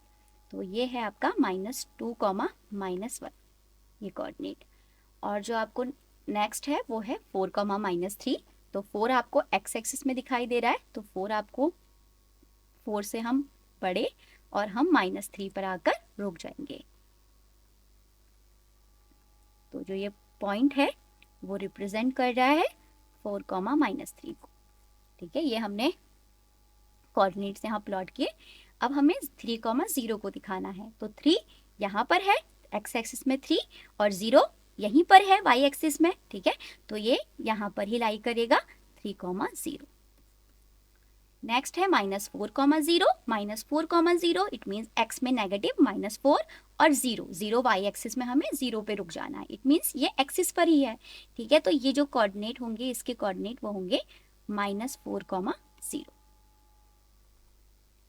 0, -1, 0 और -1 y में नेगेटिव, तो यहाँ पर 0 0 आपका x एक्सिस में 0 चल रहा है और y में चल रहा है आपका -1, तो इट मीन्स यहाँ पर तो जो कोऑर्डिनेट है वो है 0, -1। अब देखिए, आपने देखा कि हमने यहाँ पर जो है कोऑर्डिनेट्स को प्लॉट किया इस कार्टेशियन प्लेन पर, तो आपने देखा जो हमने 2, 3 लिया वो फर्स्ट क्वाड्रेंट में लाई किया, क्यों? क्योंकि इसके जो x और y कोऑर्डिनेट हैं वो पॉजिटिव साइन के साथ हैं। ऐसे ही हमने देखा कि -4,3 सेकंड क्वाड्रेंट में लाई कर रहा है, क्योंकि इसकी जो साइन है वो माइनस और प्लस की फॉर्म में है। ऐसे ही हमने देखा कि -2, -1 को ये थर्ड क्वाड्रेंट में लाई कर रहा है, क्यों कर रहा है? क्योंकि जो इसके साइन है कोऑर्डिनेट के x और y के वो नेगेटिव नेगेटिव हैं। ऐसे ही हमने देखा कि 4, -3 को ये फोर्थ क्वाड्रेंट में लाई कर रहा है, क्योंकि इसकी जो साइन है, इसके कोऑर्डिनेट की जो साइन है वो प्लस और माइनस के फॉर्म में है। अब ये तो हो गई बात क्वाड्रेंट की। अब देखिए, हमने कुछ यहाँ पर कोऑर्डिनेट लिए 3, 0, -4, 0, -1 और हमने देखा जब हमने इनको प्लॉट किया तो ये एक्सिस पर ही जो है वो लाई कर रहे हैं। जैसे आपने 3, 0 को देखा तो आपने देखा कि ये एक्स एक्सिस पे ही लाई कर रहा है, ठीक है, क्योंकि हम y में 0 ही बढ़े और x में हम 3 गए, तो इसने यहाँ पर एक्सिस पे ही लाई किया ये, तो ये x एक्सिस पे लाई कर रहा है, ठीक है। ऐसे ही मैंने लिया -4, 0, तो ये जो है x की नेगेटिव साइड, नेगेटिव एक्सिस पे जो है ये लाई कर रहा है, ठीक है। और ऐसे ही मैंने लिया 0, -1 जो कि y एक्सिस की नेगेटिव साइड पर ऑन द एक्सिस जो है वो लाई कर रहा है, ठीक है। तो ऐसे कोऑर्डिनेट भी हो सकते हैं जो कि आपको प्लॉट करने के लिए आए, जो कि क्या कर रहे हो, एक्सिस पे ही आपके लाई कर रहे हो, ठीक है।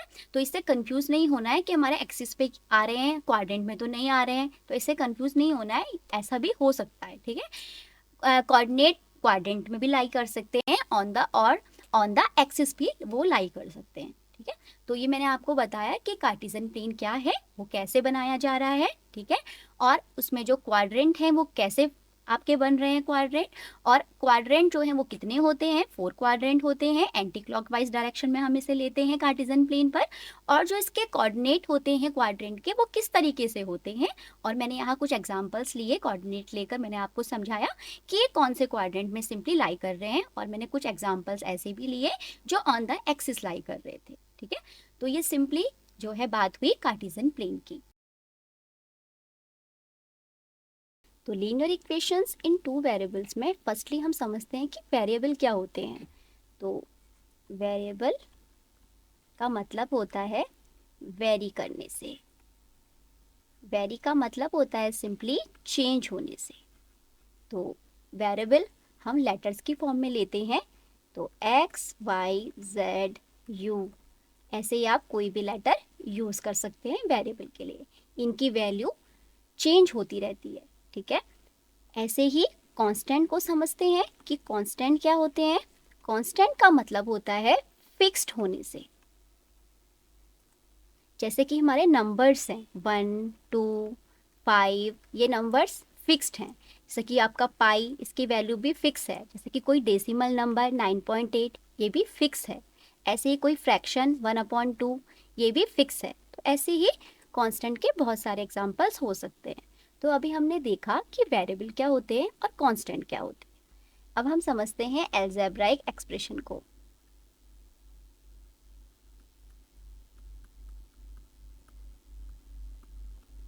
तो अलजेब्राइक एक्सप्रेशन वेरिएबल, कांस्टेंट और ऑपरेशन की मदद से बनते हैं, और इनके टर्म्स को हम प्लस और माइनस साइन के थ्रू सेपरेट कर सकते हैं। तो एक एग्जांपल लेते हैं अलजेब्राइक एक्सप्रेशन का। जैसे कि हमने लिया 4x + 3। 4x + 3 एक अलजेब्राइक एक्सप्रेशन है। इसमें आपको 2 टर्म्स दिखाई दे रहे हैं, एक 4x और एक 3, और ये प्लस साइन के थ्रू सेपरेट हो रहा है, ठीक है। तो ये एक अलजेब्राइक एक्सप्रेशन है। अब हम समझते हैं इक्वेशन। इक्वेशन क्या होती है। इक्वेशन में आपको बीच में इक्वल टू का साइन दिखाई देता है, और इसके इधर लेफ्ट हैंड साइड और इक्वल के इधर राइट हैंड साइड हमेशा आपको दिखाई देगी। इट मीन्स एक्सप्रेशन जो है वो इक्वल टू के साइन के साथ लिखे जाते हैं। जैसे कि मैं एग्जांपल दूं आपको, 3x + 5 = 7 का, तो ये एक इक्वेशन है क्योंकि इसमें इक्वल के बोथ साइड एक्सप्रेशंस दिए हैं, लेफ्ट हैंड साइड में भी और राइट हैंड साइड में भी, और बीच में इक्वल टू का साइन है, तो ये एक इक्वेशन है। अब हम समझते हैं अपने टॉपिक को, जो कि है लीनियर इक्वेशन इन 2 वेरिएबल्स। तो अब हमें जो भी इक्वेशंस बनानी है वो 2 वेरिएबल्स के साथ बनानी है, ठीक है। तो हम यहाँ पर वेरिएबल लेंगे x और y और उसकी मदद से हम इक्वेशन बनाएंगे, और इक्वेशन भी कैसी, जो कि लीनियर हो। लीनियर का मतलब होता है डिग्री 1 होने से। अब डिग्री क्या होती है? डिग्री का मतलब होता है कि जो भी आपके वेरिएबल चल रहे हैं इक्वेशन में, उसकी जो पावर है, जो हाईएस्ट पावर है, वो 1 होनी चाहिए, ठीक है। तो हम यहाँ पर एक इक्वेशन बनाते हैं, लीनियर इक्वेशन इन 2 वेरिएबल्स के साथ। तो मैं यहाँ पर एग्जांपल ले रही हूँ, 5x + 7y = 3। ये एक लीनियर इक्वेशन इन 2 वेरिएबल्स है। कैसे? आपको इसमें 2 वेरिएबल दिखाई दे रहे हैं, एक तो x और एक y, और जो इनकी डिग्री है, यहाँ x की डिग्री आपको 1 दिखाई दे रही है और यहाँ y की डिग्री आपको 1 दिखाई दे रही है। तो इसलिए ये एक लीनियर इक्वेशन है 2 वेरिएबल्स के साथ। तो ऐसी ही इक्वेशंस आपको अब चैप्टर में दिखाई देने वाली है। अब हम लीनियर इक्वेशन इन 2 वेरिएबल्स की स्टैंडर्ड फॉर्म को देखते हैं, जो कि इस तरीके से होती है, ax + by + c = 0, जहाँ पर a, b और c रियल नंबर्स हैं और x और y वेरिएबल्स हैं। और आपको यहाँ पर ध्यान रखना है इस कंडीशन का कि a और b साथ में 0 नहीं होनी चाहिए, ठीक है। अगर वो साथ में 0 हो जाएंगे तो इसका मतलब वो लीनियर इक्वेशन नहीं हो पाएगी 2 वेरिएबल के साथ। तो आपको इस कंडीशन का मेनली ध्यान रखना है, जहाँ पर a, b, c real numbers हैं और x और y वेरिएबल्स हैं, और a और b साथ में 0 नहीं है, ठीक है। यह आपको ध्यान रखना है और आपको मेनली ये स्टैंडर्ड फॉर्म ध्यान में रखनी है। अब हम देखते हैं अपने नेक्स्ट टॉपिक को, solution of linear equation in 2 variables. अब आपको लीनियर इक्वेशन इन 2 वेरिएबल का सॉल्यूशन कैसे फाइंड करना है वो सीखना है। तो देखिए, मैंने यहाँ पर एक एग्जांपल लिया हुआ है, 2x + 4y = 8। इसके हम इस लीनियर इक्वेशन इन 2 वेरिएबल के हम सॉल्यूशन फाइंड करते हैं। तो कैसे कैसे करेंगे? देखिए, क्या करना होता है आपको जो भी इक्वेशन गिवन है 2 वेरिएबल के साथ, आपको उसमें एक वेरिएबल की वैल्यू को पुट करना है और दूसरे की फाइंड करनी है, ठीक है। तो देखते हैं ऐसे करके क्या क्या सॉल्यूशन हमें फाइंड होते हैं, और वो सॉल्यूशन हम कोऑर्डिनेट की फॉर्म में लिखेंगे, ठीक। तो फर्स्टली मैं यहाँ पर पुट कर रही हूँ x को 0। तो मैं x को 0 लूँगी तो x वाला टर्म पूरा 0 हो गया, मतलब कि 4y = 8 हो गया। अब 4y = 8 का मतलब हो गया कि 8/4, 8/4 का मतलब है y = 2। तो जब मैंने क्या लिया, x को 0 लिया, तो मुझे y कितना मिला, 2। तो इस अकॉर्डिंग, ठीक है, इस अकॉर्डिंग मुझे क्या मिल गए, कोऑर्डिनेट 0,2, ठीक। अब ऐसे ही अगर मैं पुट करूं, x को 1 पुट कर दूं, तो x को मैं 1 पुट करूंगी तो 2 × 1 + 4 × y = 8। It means 4y = 8 - 2, it means 6। तो जो y की वैल्यू आएगी वो 6/4 आएगी। इसे कट कर सकते हैं 2 की टेबल से, 2 3 टाइम्स, 2 2 टाइम्स, तो y की वैल्यू आ गई 3/2। तो हमें यहाँ से कोऑर्डिनेट क्या मिला, हमें यहाँ से कोऑर्डिनेट मिला 1 और 3/2, क्योंकि ऑर्डर्ड पेयर पहले x आता है फिर y आता है, तो 1, 3/2। अब ऐसे ही एक अदर सॉल्यूशन फाइंड कर लेते हैं, जहाँ पर हम पुट कर रहे हैं x को 2। तो 2 रखेंगे तो 2 × 2 + 4y = 8। इट मीन्स 4y = 8 - 4, क्योंकि 2 2 4 हो जाएगा, क्योंकि माइनस में भेज देंगे 8 के साथ, तो ये 4 आ जाएगा। तो y की वैल्यू आ गई 1। तो यहाँ से आपको जो है सॉल्यूशन मिल गया 2 और 1। तो देखिए, ऐसे ही हम x को कुछ भी ऐड कर कर y को फाइंड कर सकते हैं, मतलब कि हम इस लीनियर इक्वेशन इन 2 वेरिएबल्स के बहुत सारे सॉल्यूशन जो है वो फाइंड कर सकते हैं। अभी फिलहाल मैंने 0 1 2 लेकर किया और x को लेकर किया, आप चाहे तो y को लेकर भी कर सकते हैं और x को वहाँ से फाइंड कर सकते हैं, ठीक है। तो इस linear equation in two variables के बहुत सारे जो है वो आपके सॉल्यूशन हो सकते हैं, ठीक है। किसी भी लीनियर इक्वेशन के बहुत सारे सॉल्यूशन हो सकते हैं, इसलिए आपको ये जो आपका नोट है वो आपको ध्यान रखना है। वो नोट आपसे यही कह रहा है कि जो लीनियर इक्वेशन होती है दो वेरिएबल्स में, वो जो है इनफाइनाइटली मैनी सॉल्यूशंस को रखती है। आपको जो है अपने माइंड में ये लाइन जो है वो सेट कर लेनी है कि जो linear equation in two variables है उसके इनफाइनाइटली मैनी सॉल्यूशंस होते हैं।